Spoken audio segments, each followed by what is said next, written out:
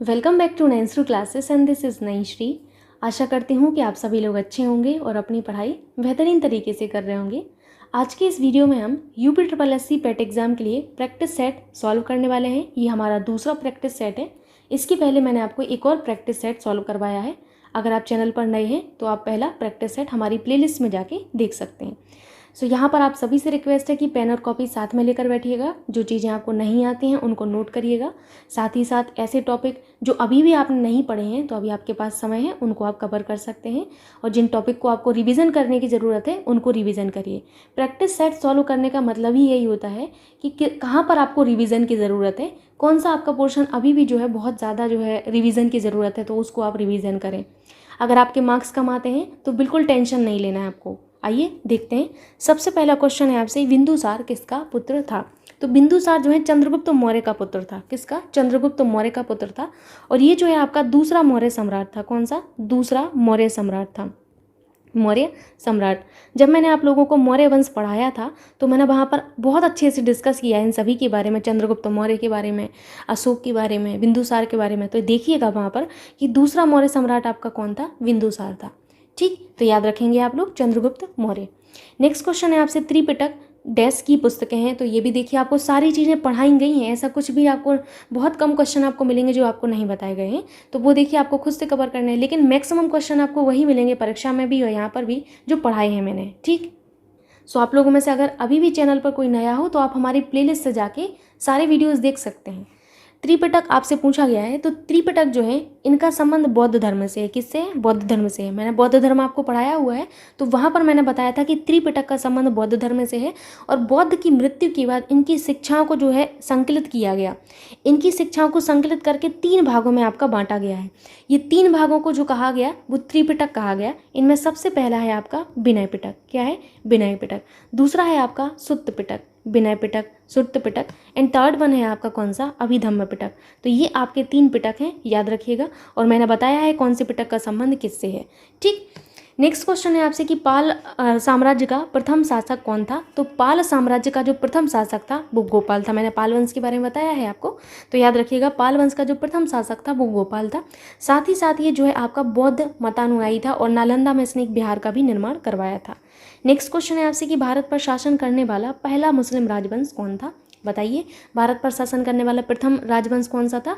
तो आपको मैंने आपका जो 5 डायनेस्टी बताई हैं वहाँ पर आपको बताया गया है आपका प्रथम जो आपका राजवंश था, मुस्लिम राजवंश जिसने आपके भारत पर शासन किया, तो वो था आपका कौन सा? गुलाम वंश था। कौन सा? गुलाम वंश था। ठीक, गुलाम वंश का जो शासनकाल का समय है वो आपका 1206 से, कब से? 1206 से आपका 1290 तक है। 1206 से 1290 तक है, याद रखिएगा आप लोग। ठीक, नेक्स्ट क्वेश्चन है आपसे कि शिवाजी महाराज के शासनकाल में मंत्रिपरिषद को किस नाम से जाना जाता था? तो शिवाजी महाराज के शासनकाल में जो मंत्रिपरिषद है इनको अष्टप्रधान के नाम से जाना जाता था। किसके नाम से? अष्टप्रधान के नाम से। ये मैंने आपको बताया हुआ है बहुत अच्छे से कि अष्टप्रधान में आपके कौन कौन आते हैं और किसका क्या कार्य है। किस नाम से जाना जाता है इनको? अष्टप्रधान के नाम से जाना जाता है। और अष्टप्रधान में जो मंत्री हैं उनका जो थे वो इस तरीके से थे। पेशवा थे आपके, और कौन थे? पेशवा के बाद अमात्य, पेशवा, अमात्य, और मंत्री, पेशवा, अमात्य, मंत्री, सचिव, सचिव, सचिव थे, सुमंत थे, सुमंत। सुमंत तो अभी भी आप लोग देखते होंगे कि जो कुछ टीवी चैनल्स कुछ धार्मिक दिखाते तो वहाँ देखा होगा सुमंत। सेनापति, सेनापति, और कौन थे? पंडित राव, पंडित राव, और आपका न्यायाधीश, न्यायाधीश। गिनिए इनको, 8 हो गए कि नहीं? 1 2 3 4 5 6 7 8। तो ये जो आपके 8 मंत्री हैं, इन आपको अष्टप्रधान के अंतर्गत इन 8 मंत्रियों को नियुक्त किया गया था। कौन कौन? पेशवा, अमात्य, मंत्री, सचिव, सुमंत, सेनापति, पंडित राव और न्यायाधीश। ठीक, इनको आपको याद रखना है, महत्वपूर्ण है।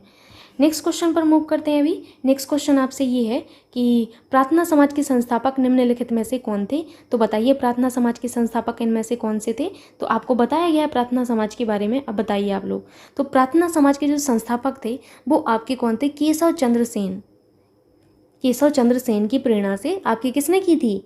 आत्माराम पांडुरंग ने की थी। बहुत लोगों को लगता है केशव चंद्र सेन, इसीलिए मैंने उस टोन में बोला था आपको।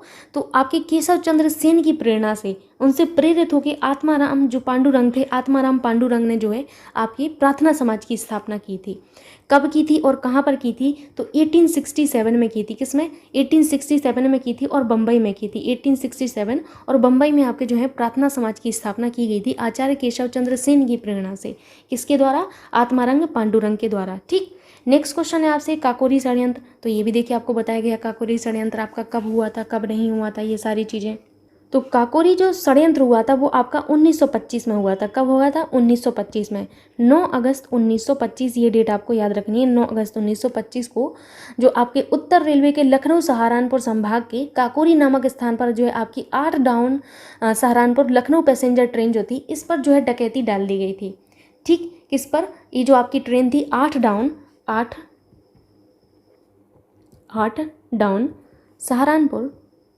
सहारनपुर लखनऊ पैसेंजर, ये जो आपकी पैसेंजर थी इस पर जो है डकैती डाल दी गई थी। और ये कौन से आपके जो है संभाग में डाली गई थी? लखनऊ सहारनपुर संभाग के काकोरी नामक स्थान पर। इसीलिए इसको नाम काकोरी षड्यंत्र दिया गया था क्योंकि काकोरी नामक स्थान पर जो है आपकी ये डकैती डाली गई थी। ठीक। और ये जो आपका काकोरी षड्यंत्र था, इस षड्यंत्र के 29 आपके क्रांतिकारी जो थे, 29 क्रांतिकारियों को जो है आपका गिरफ्तार कर लिया गया था। इनमें से जो सबसे प्रमुख थे वो आपके कौन थे? तो इनमें जो काकोरी षड्यंत्र में सबसे प्रमुख जो नाम आता है वो रामप्रसाद बिस्मिल का आता है। किसका? रामप्रसाद बिस्मिल का। और अशफाक अल्लाह खां का, अशफाक अल्लाह खां और आपके चंद्रशेखर आजाद, राजेंद्र लोहिड़ी,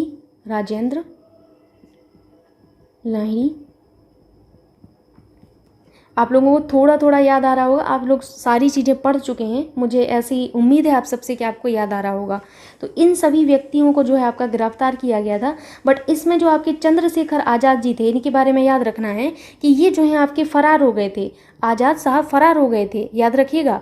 जबकि रामप्रसाद बिस्मिल को, अशफाक उल्लाह खां को, रोशन लाल को और राजेंद्र लोहिड़ी को जो है फांसी हो गई थी। बाकी सबको फांसी दे दी गई थी। आपके रामप्रसाद बिस्मिल, अशफाक उल्लाह खां, राजेंद्र लोहिड़ी और रोशन लाल को, इन सबको फांसी दे दी गई थी। और ये जो आज़ाद साहब हैं ये फरार हो गए थे आपके।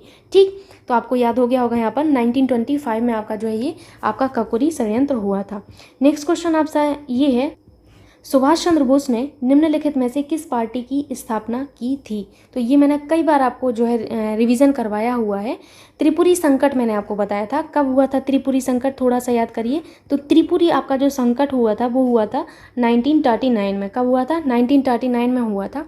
और इसमें ये हुआ था कि आपका जो है कुछ विवाद हो गया था, जिस वजह से आपके सुभाष चंद्र बोस ने जो है कांग्रेस के पद से इस्तीफा दे दिया था। और इन्होंने इस्तीफा देने के पश्चात, जैसे ही इन्होंने इस्तीफा दिया तो इन्होंने फॉरवर्ड ब्लॉक की स्थापना की थी। किसकी? फॉरवर्ड ब्लॉक की स्थापना की थी। किसकी? फॉरवर्ड ब्लॉक की स्थापना की थी। अब थोड़ा याद आया होगा। तो फॉरवर्ड ब्लॉक की स्थापना की गई थी त्रिपुरी संकट में इन्होंने जब इस्तीफा दे दिया था उसके बाद से। ठीक। नेक्स्ट क्वेश्चन आपसे ये है, कौन सा अधिनियम था जिसने भारत में सत्ता ब्रिटिश ईस्ट इंडिया कंपनी से ब्रिटिश क्राउन में स्थानांतरित कर दी? तो ये मैंने आपको बताया हुआ है जब मैंने भारत का संवैधानिक विकास बताया था। तो उसमें मैंने बताया था कि भारत सरकार अधिनियम, कौन सा? भारत सरकार अधिनियम 1858, भारत सरकार अधिनियम 1858 के द्वारा आपका जो भारत में जो सत्ता है ब्रिटिश ईस्ट इंडिया कंपनी से ब्रिटिश क्राउन में स्थानांतरित हो गई थी। किसमें? ब्रिटिश क्राउन में आपकी स्थानांतरित हो गई थी। ठीक। और जो आपके बोर्ड ऑफ डायरेक्टर और बोर्ड ऑफ कंट्रोल थे, इनके जो समस्त अधिकार हैं वो भारत के सचिव को सौंप दिए गए थे। किसके? बोर्ड ऑफ डायरेक्टर आपको समझाया गया है वहाँ पर। अब थोड़ा सा याद आ रहा होगा आपको। बोर्ड ऑफ डायरेक्टर और बोर्ड ऑफ कंट्रोल,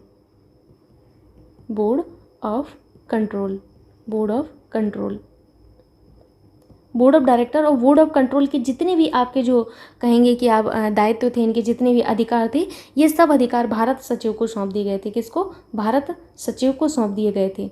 भारत सचिव, याद रखिएगा आप लोग। मूव करते हैं अभी नेक्स्ट क्वेश्चन पर, जो कि आपसे है कि स्वराज पार्टी के निर्माण में मोतीलाल नेहरू के साथ निम्नलिखित में से किसकी प्रमुख भूमिका थी? तो बताइए आप लोग स्वराज पार्टी में किसकी मुख्य भूमिका थी मोतीलाल नेहरू के साथ। तो स्वराज पार्टी आपको बताया गया है, आप थोड़ा सा याद करिए आप लोग। असहयोग आंदोलन जब आपका असफल हो गया था उसके बाद स्वराज पार्टी का जो गठन हुआ था वो कब हुआ था? जनवरी 1923 में हुआ था। कब? जनवरी 1923 में स्वराज पार्टी का गठन हुआ था। और इसमें जो गठन किया गया था सी आर दास और किसके द्वारा? मोतीलाल नेहरू ने किया था। सी आर दास और मोतीलाल नेहरू ने किया था। मोतीलाल नेहरू ने किया था। इसमें जो सी आर दास थे, ध्यान से सुनिएगा, जो सी आर दास थे ये जो है अध्यक्ष बने थे। कौन बना था? अध्यक्ष जो है कौन बने थे? सी आर दास बने थे। मोतीलाल नेहरू जो है महासचिव बने थे। किसके? आपकी जो स्वराज पार्टी है इसके महासचिव बने थे। तो अब आपको आपका आंसर मिल ही गया होगा यहाँ पर कि आपके जो है मोतीलाल नेहरू के साथ किसने स्वराज पार्टी की स्थापना की थी? तो आपका चित्तरंजन दास होगा, सी आर दास। नेक्स्ट क्वेश्चन पर मूव करें। नेक्स्ट क्वेश्चन आपसे ये है कि भारत में सर्वाधिक जैव विविधता पाई जाती है। बताइए भारत में सबसे ज़्यादा जो जैव विविधता है कहाँ पर पाई जाती है? तो ये साइलेंट वैली में पाई जाती है। कहाँ पर? साइलेंट वैली, जिसे आप हिंदी में कहते हैं शांत घाटी, और ये केरल में है। कहाँ पर है? केरल में है। यहाँ पर जो है सर्वाधिक आपकी जैव विविधता पाई जाती है। ठीक। नेक्स्ट क्वेश्चन आपसे ये है कि कहाँ भागीरथी और अलकनंदा मिलकर गंगा बन जाती हैं? तो भागीरथी और अलकनंदा का जो सम्मिलित नाम है वही आपका जो है गंगा बनता है। क्या बनता है? गंगा बनता है। भागीरथी और अलकनंदा जो मिलकर बनाती हैं तो वो गंगा बनाती हैं। गंगा बनाती हैं ना। ये दोनों नदियाँ आपकी उत्तराखंड के देवप्रयाग में मिलती हैं। कहाँ पर? उत्तराखंड के देवप्रयाग में। उत्तराखंड के कहाँ पर? देवप्रयाग में ये दोनों आपस में मिलती हैं। देवप्रयाग में आपकी मिल जाती हैं। कहाँ पर? देवप्रयाग में ये मिल जाती हैं और यहीं से इनका जो सम्मिलित नाम है देवप्रयाग में गंगा पड़ता है, क्योंकि इसके पहले ये दोनों अलग अलग थीं। एक थी भागीरथी और एक थी अलकनंदा। जब ये देवप्रयाग में उत्तराखंड में मिल गई तो नाम हो गया इनका गंगा। ठीक, समझ में आ रहा होगा आप लोगों को, और आपको थोड़ा बहुत तो याद आ ही रहा होगा, इतनी सारी चीज़ें आप पढ़ चुके हैं, तो मैं तो उम्मीद यही कर रही कि आपको याद आ रहा होगा। सो नेक्स्ट क्वेश्चन अभी आपसे ये है कि कौन सा ग्रह सबसे ज़्यादा चमकीला है? बताइए कि कौन सा ग्रह आपका जो है सबसे ज़्यादा चमकीला है। तो जो आपका शुक्र ग्रह है, कौन सा? शुक्र जो ग्रह है आपका, शुक्र ग्रह सौरमंडल का सबसे चमकीला ग्रह है। इसे भोर का तारा और इसे सांझ का तारा भी कहते हैं। किसका? भोर का तारा। भोर का तारा, साथ ही साथ इसे सांझ का तारा भी कहते हैं। भोर का तारा और क्या कहते हैं? सांझ का तारा भी कहते हैं। पूछा जाता है कई बार एग्जाम में, तो याद रखिएगा शुक्र आपका करेक्ट आंसर होगा। नेक्स्ट क्वेश्चन है आपसे कि दुनिया की सबसे बड़ी ताजे पानी की झील है। तो दुनिया की सबसे बड़ी ताजे पानी की झील सुपीरियर झील है। कौन सी है? सुपीरियर झील है, याद रखिएगा। ठीक, ताजे पानी की, देखिए आपको शब्दों पर ध्यान देना है। ताजे पानी की झील आपसे पूछा गया, तो ताजे पानी की जो झील है वो तो आपकी सुपीरियर झील है, लेकिन आपसे विश्व की सबसे बड़ी झील पूछा जाए तब आपका आंसर क्या होगा? कैस्पियन सागर होगा। कौन सी होगी? कैस्पियन सागर होगा। कैस्पियन सागर। कैस्पियन सागर जो है आपका ये विश्व की सबसे बड़ी झील है और साथ ही साथ ये खारे पानी की झील है। खारे पानी की झील है। कौन सी है? खारे पानी की झील है। विश्व की सबसे बड़ी झील पूछी जाए तो कैस्पियन सागर। ठीक, विश्व की सबसे बड़ी खारे पानी की झील, तब भी आपको याद रखना है। ठीक, नेक्स्ट क्वेश्चन आपसे है कि दक्षिण भारत की सबसे ऊंची चोटी है। बताइए दक्षिण भारत की सबसे ऊंची चोटी कौन सी है? तो दक्षिण भारत की जो सबसे ऊंची चोटी है वो अनाईमुदी है। बहुत अच्छे से आपको डिस्कस किया गया है दक्षिण भारत के पर्वतों में, एक एक चीज़ आपको बताई गई है इवन। तो आपको याद होगा कि अनाईमुदी जो चोटी है भारत की, दक्षिण भारत की सबसे ऊंची चोटी है और इसकी ऊंचाई अगर आप याद रखना चाहें तो रख सकते हैं, वैसे इतना ज़रूरी नहीं है। इसकी जो ऊंचाई है 2695 मीटर है। कितनी है? 2695 मीटर है। ठीक, याद रख, यहाँ पर आप लोग याद रखिएगा हिंदू रेट ऑफ ग्रोथ जो शब्द है ये आपका राजकृष्णा के द्वारा प्रस्तावित किया गया। ये भारतीय अर्थशास्त्री हैं राजकृष्णा, इनके द्वारा ये शब्द प्रस्तावित किया गया है। ठीक, नेक्स्ट क्वेश्चन आपसे ये है कि भारत के कृषि क्षेत्र में सामान्यतया किस प्रकार की बेरोजगारी पाई जाती है? तो यहाँ पर आपको ऑप्शन कौन सा करेक्ट होगा? प्रच्छन्न बेरोजगारी। अब आप सोच रहे होंगे ये भारी भरकम शब्द कौन सा है, तो आपको मैं बता दूं जो अनएम्प्लॉयमेंट होता है आपका, अनएम्प्लॉयमेंट ये आपका दो तरीके का होता है। कौन कौन सा? एक तो होता है आपका प्रच्छन्न बेरोजगारी, या इसे आप लोग छिपी हुई बेरोजगारी भी कहते हैं। क्या कहते हैं? प्रच्छन्न बेरोजगारी या छिपी हुई बेरोजगारी कहते हैं, बेरोजगारी। ठीक, बेरोजगारी। दूसरा आपका जो बेरोजगारी होती है वो होती है आपकी मौसमी बेरोजगारी। तो दोनों तरीके की आपकी बेरोजगारी आपको समझना है। ठीक, जो प्रच्छन्न बेरोजगारी है, प्रच्छन्न बेरोजगारी का जो तात्पर्य होता है वो कृषि क्षेत्र में अनुत्पादक कार्यों में लगे हुए लोगों की संख्या से होता है। अभी आपको नहीं समझ में आएगा, मैं आपको समझा देती हूँ। इससे होगा क्या, कार्य पर जो आपका उत्पादन है इस पर कोई प्रभाव नहीं पड़ रहा। लेकिन मौसमी जो बेरोजगारी होती है, इसमें मौसम में परिवर्तन होने पर आपके लोग जो है बेरोजगार हो जाते हैं, इसे हम मौसमी बेरोजगारी कहते हैं। अब छिपी हुई बेरोजगारी को मैं आपको एक सिंपल सी भाषा में समझाती हूँ। एक कोई घर है, इस घर में जो है पापड़ बनाने का बिजनेस हो रहा है, पापड़ का, अचार का, कुछ भी आप मान लीजिए। 3 लोग थे, 3 लोग एक दिन में 150 पापड़ बना रहे थे, ठीक है। अब घर में इन्होंने देखा कि 2 लोग और फालतू हैं, तो 2 लोगों को और काम पे लगा लिया, तो अब टोटल हो गए 5 लोग। 5 लोग भी आपकी 150 पापड़ ही बना रहे हैं। अभी 3 भी 150 बना रहे थे, 5 लोग भी 150 पापड़ बना रहे हैं, तो उत्पादन पे क्या प्रभाव पड़ा? 0 प्रभाव पड़ा। कोई कुछ इन्होंने किया तो नहीं है। 150 पापड़ पहले भी बन रहे थे 3 लोगों के द्वारा, और 5 लोग भी 150 ही पापड़ बना रहे हैं, उत्पादन पर क्या प्रभाव पड़ा? 0। तो ये होती है आपकी प्रच्छन्न बेरोजगारी या छिपी हुई बेरोजगारी, ठीक। और कृषि क्षेत्र में जो सामान्यतः बेरोजगारी पाई जाती है वो प्रच्छन्न बेरोजगारी ही पाई जाती है, ठीक। नेक्स्ट क्वेश्चन आपसे ये है कि भारत में हरित क्रांति का जनक किसे कहा जाता है? तो भारत में जो हरित क्रांति का जनक है वो आपका MS स्वामीनाथन को कहा जाता है। किसको? MS स्वामीनाथन को। तो इनके बारे में सभी को पता ही होगा। नेक्स्ट क्वेश्चन है आपसे कि श्वेत क्रांति का संबंध किससे है? श्वेत क्रांति का जो संबंध है आपका दुग्ध उत्पादन से है। किससे है? दुग्ध उत्पादन से संबंध है, ठीक। नेक्स्ट क्वेश्चन है आपसे कि वित्तीय वर्ष 2022-2023 में राजकोषीय घाटे का अनुमान क्या है? मैंने आपको बताया था जब मैंने आपको इकोनॉमी पढ़ाया था कि आप जो है बजट जरूर पढ़ के जाइएगा। इकोनॉमी का जो आपका 5 नंबर का सेगमेंट आना है पैट में, उनमें से कम 2 क्वेश्चन तो आपको बजट से मिलने हैं, चाहे आप कुछ भी कर लीजिए, पढ़ के जरूर जाइएगा बजट। तो राजकोषीय घाटे का जो अनुमान है आपका, तो याद रखिएगा ये 6.4% रहने का अनुमान आपका बताया गया है। कितना? 6.4%, ठीक। और I am so sorry bell बजने के लिए, अब बेल पर तो किसी का कोई काबू है नहीं। नेक्स्ट क्वेश्चन आपसे है कि संविधान के 73वें संशोधन द्वारा पंचायतों को निर्दिष्ट किए जाने वाले कार्य निम्नलिखित में से वर्णित हैं। तो आपको बताना है कि आपका जो 73वां संविधान संशोधन था, कौन सा? 73वां संविधान संशोधन, इसके द्वारा पंचायतों को निर्दिष्ट किए जाने वाले कार्य कौन से थे, ठीक।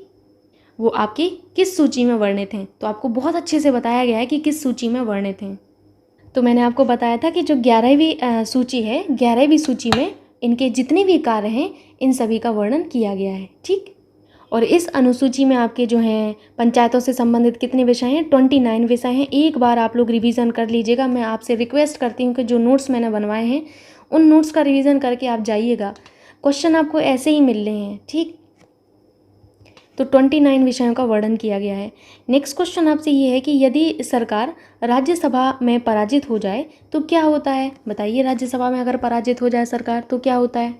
अगर सरकार राज्यसभा में पराजित हो जाती है तो क्या प्रधानमंत्री अपना त्यागपत्र देंगे? कभी नहीं देंगे, क्योंकि हमारा जो संविधान का एक अनुच्छेद है, कौन सा अनुच्छेद है? ध्यान से सुनिएगा, संविधान के अनुच्छेद 75(3), इसमें आपका बताया गया है कि जो आपका सरकार है वो किसके प्रति? लोकसभा के प्रति सामूहिक रूप से उत्तरदायी है। किसके प्रति? लोकसभा के प्रति सामूहिक रूप से उत्तरदायी होती है ना। जो मंत्रिपरिषद है किसके प्रति उत्तरदायी होती है? आपको बताया गया है। तो क्या प्रधानमंत्री अपना त्यागपत्र देंगे? कभी नहीं देंगे। संसद कभी भंग होगी? बिल्कुल भी नहीं होगी। राष्ट्रपति शासन ऐसी सिचुएशन में लागू नहीं होता है। उपयुक्त में से कोई नहीं होता, ठीक।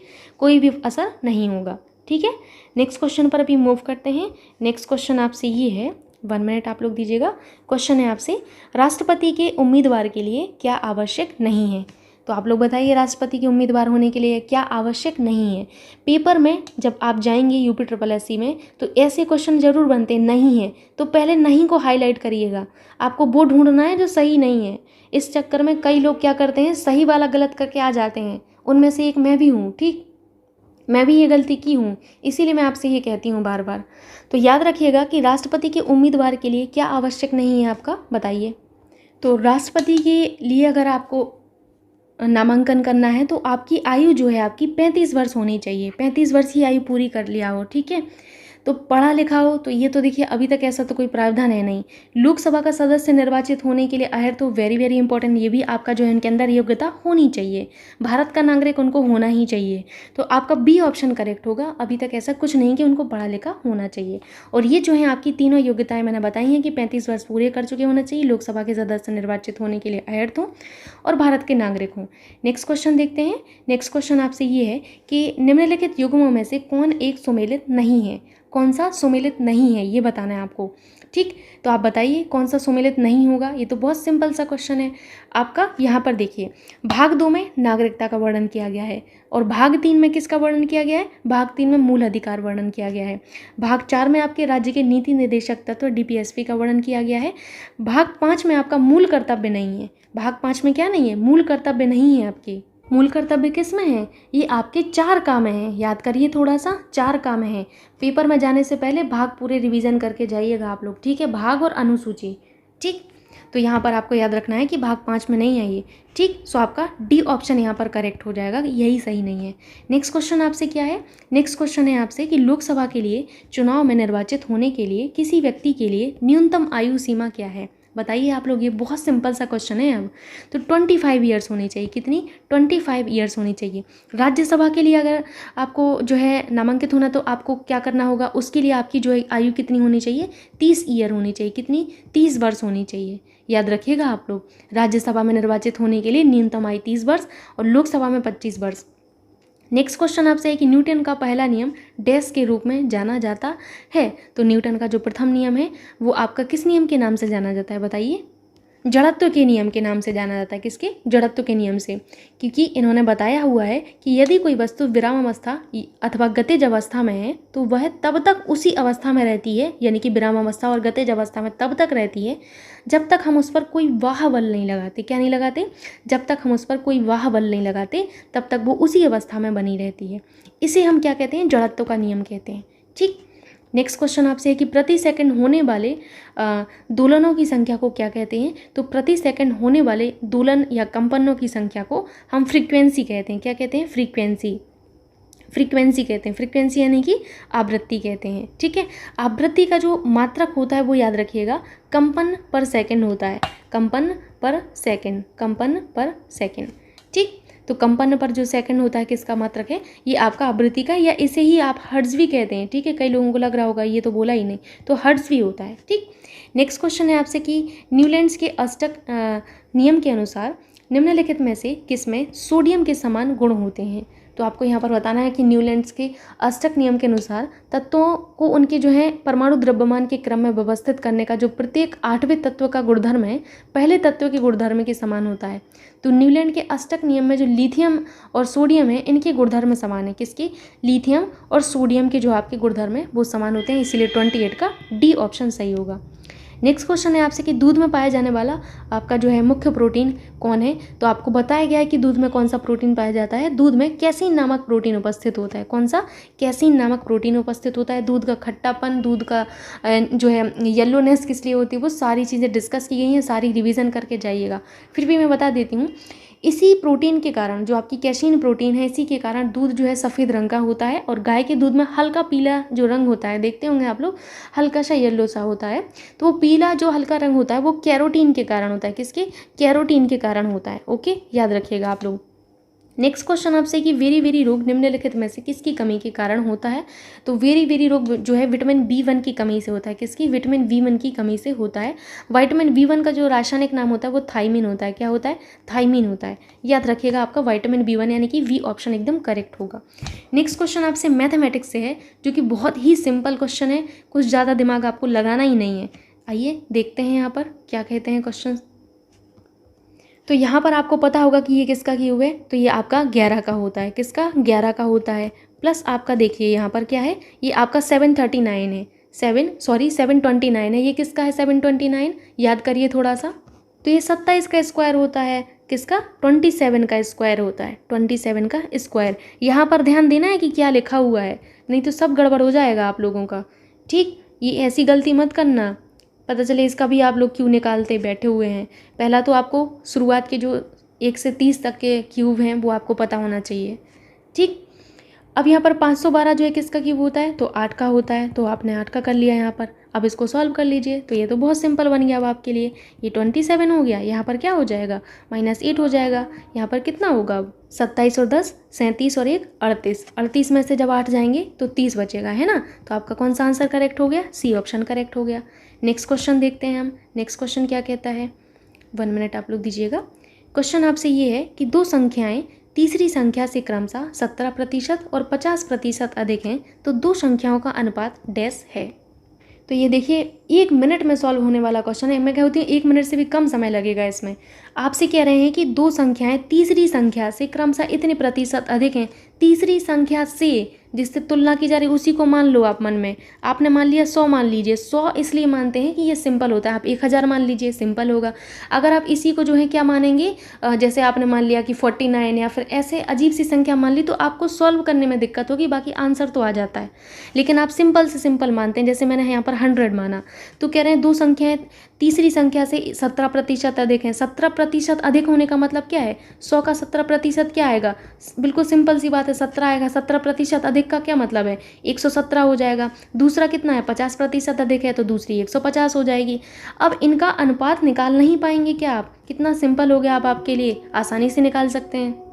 3 से कट करिए, 3 त्रिका 9 और यहाँ पर कितना बचा, 2, 3 नाम 27, 3 5 15 0, 39:50। कौन सा ऑप्शन मैच होगा, आपका डी ऑप्शन यहाँ पर के मैच होता है। नेक्स्ट क्वेश्चन आपसे है कि इसको सरल करना है। ऐसा क्वेश्चन अक्सर बनता है परीक्षा में, तो ये भी बहुत सिंपल सा क्वेश्चन है। 32 को आप जो है ओपन करिए। 32 को जब आप ओपन करेंगे तो 2 से करिए पहले। 2 से 16 बार होगा, 2 से 8 बार होगा, फिर क्या होगा, 2 से 4 बार होगा, 2 से फिर 2 बार होगा, 2 से 1 बार होगा। इतनी छोटी छोटी चीज़ें मुझे बतानी तो नहीं चाहिए, पर मैं बता देती हूँ। मैं ये नहीं चाहती कि जिसको मतलब नहीं समझ में आता तो वो बच्चा भी क्वेश्चन सॉल्व कर ले। तो इसको जब आप ओपन करके लिखेंगे, ऐसे ही आपको सबको लिखना है, 32 को, 18 को, 50 को और 8 को। तो यहाँ पर आपने जब 32 को लिखा तो कितना होगा, 2 × 2 कितने बार है, 2, 1 2 3 4 5 बार है। तो 5 बार आप इसको लिख लीजिए, 1 2 3 4 और 5 हो गया 5 बार। 18 को जब आप लिखेंगे तो 3 त्रिका 9, दूनी 18, यानी कि 3 3 2। ऐसे ही करना है सॉल्व, जैसे ये इसको किया है ना, ऐसे ही करना है इसको भी। अब जब आप 50 को ओपन करेंगे तो 50 को क्या होगा, 2 पंचे 10, पंचे 50, ठीक। यहाँ पर बीच में आपका प्लस है। और 8 को कैसे लिखेंगे, 2 2 2 हो जाएगा, ठीक। अब जो आपके यहाँ पर आप देखेंगे कि जो बाहर आ सकते हैं उनको बाहर कर दीजिए। ये 2 बार है तो 1 बार बाहर आएगा, ये 2 बार है तो 1 बार बाहर आएगा। तो यहाँ से 2 निकला, यहाँ से 2 निकला, यानी कि आपका यहाँ पर 4√2 हो जाएगा। यहाँ से देखिए 3 बाहर निकल जाएगा तो 3√2 हो जाएगा। यहाँ पर आपका क्या निकलेगा बाहर, यहाँ पर आपका 5 निकलेगा, यहाँ पर √2 हो जाएगा। बीच में आपका प्लस है, प्लस माइनस पर विशेष रूप से ध्यान देना है। प्लस माइनस आप जो है गड़बड़ करते हैं एग्जाम में, तो याद रखिएगा प्लस माइनस को। यहाँ पर कौन निकलेगा बाहर, इसको आप निकाल दीजिए, तो यहाँ पर √2 बचा। अब यहाँ पर क्या करना होगा, सिंपल सी बात है, √2 आप कॉमन ले लीजिए। यहाँ पर क्या बचा, 4 - 3 हो जाएगा। यहाँ पर √2 कॉमन लिया तो यहाँ पर 5 + 2 हो जाएगा। यहाँ पर क्या होगा, √2 से √2 कट गया, यहाँ पर कितना बचा, 1 बचा, और यहाँ पर 7, तो 1/7 आपका आंसर हो जाएगा। कौन सा, कोई ऑप्शन मैच हो भी रहा है कि नहीं, हाँ ये मैच हो रहा है, बी, ठीक, सही आंसर है आपका।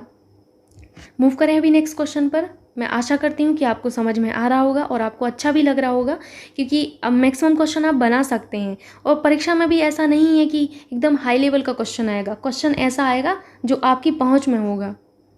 अब देखिए इस क्वेश्चन को ही देख लीजिए। क्वेश्चन है आपसे कि 572 रुपये में एक कुर्सी को बेचने पर एक व्यक्ति 30% का लाभ पाता है, उस कुर्सी का लागत मूल्य है।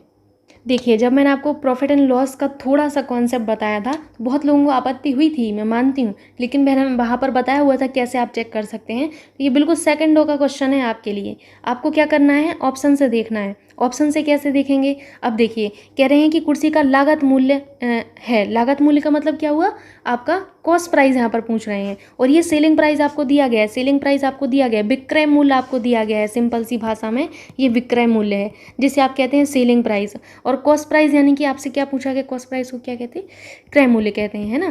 क्रय मूल्य आपसे पूछा गया है। तो देखिए ऑप्शन से जाइए। मैंने क्या कहा था, कभी भी आपको ऑप्शन ए पर नहीं जाना है, पहले जाना है ऑप्शन बी और फिर जाना है आपको ऑप्शन सी पर। तो देखिए मैंने यहाँ पर आसानी से दिमाग लगा लिया कि अगर वो 400 रुपये की वस्तु होगी, 30% लाभ होगा तो इतने की तो बिच नहीं पाएगी कभी। तो मैंने क्या किया, अपना सीधा सा दिमाग लगाया कि भाई 440 रुपये ले रहे हैं हम कॉस्ट प्राइस। हमने माना कि कॉस्ट प्राइस उसका कितना है, 440 रुपये है। कह रहे हैं कि 440 पे उसने 30% का लाभ कमाया है। 440 की वस्तु थी, मान के चलिए कि ये जो मेरे पास पेन है जिससे मैं लिख रही हूँ वो 440 रुपये का था।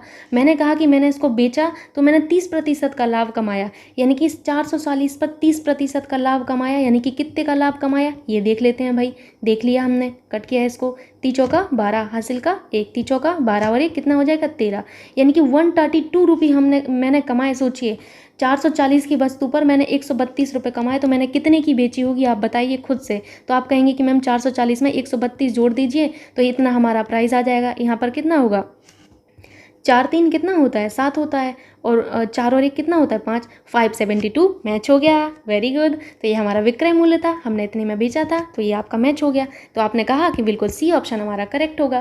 तो बिल्कुल सेकंडों का काम होता है मैथमेटिक्स में, ऑप्शन से जाइएगा तो जल्दी सॉल्व हो जाता है।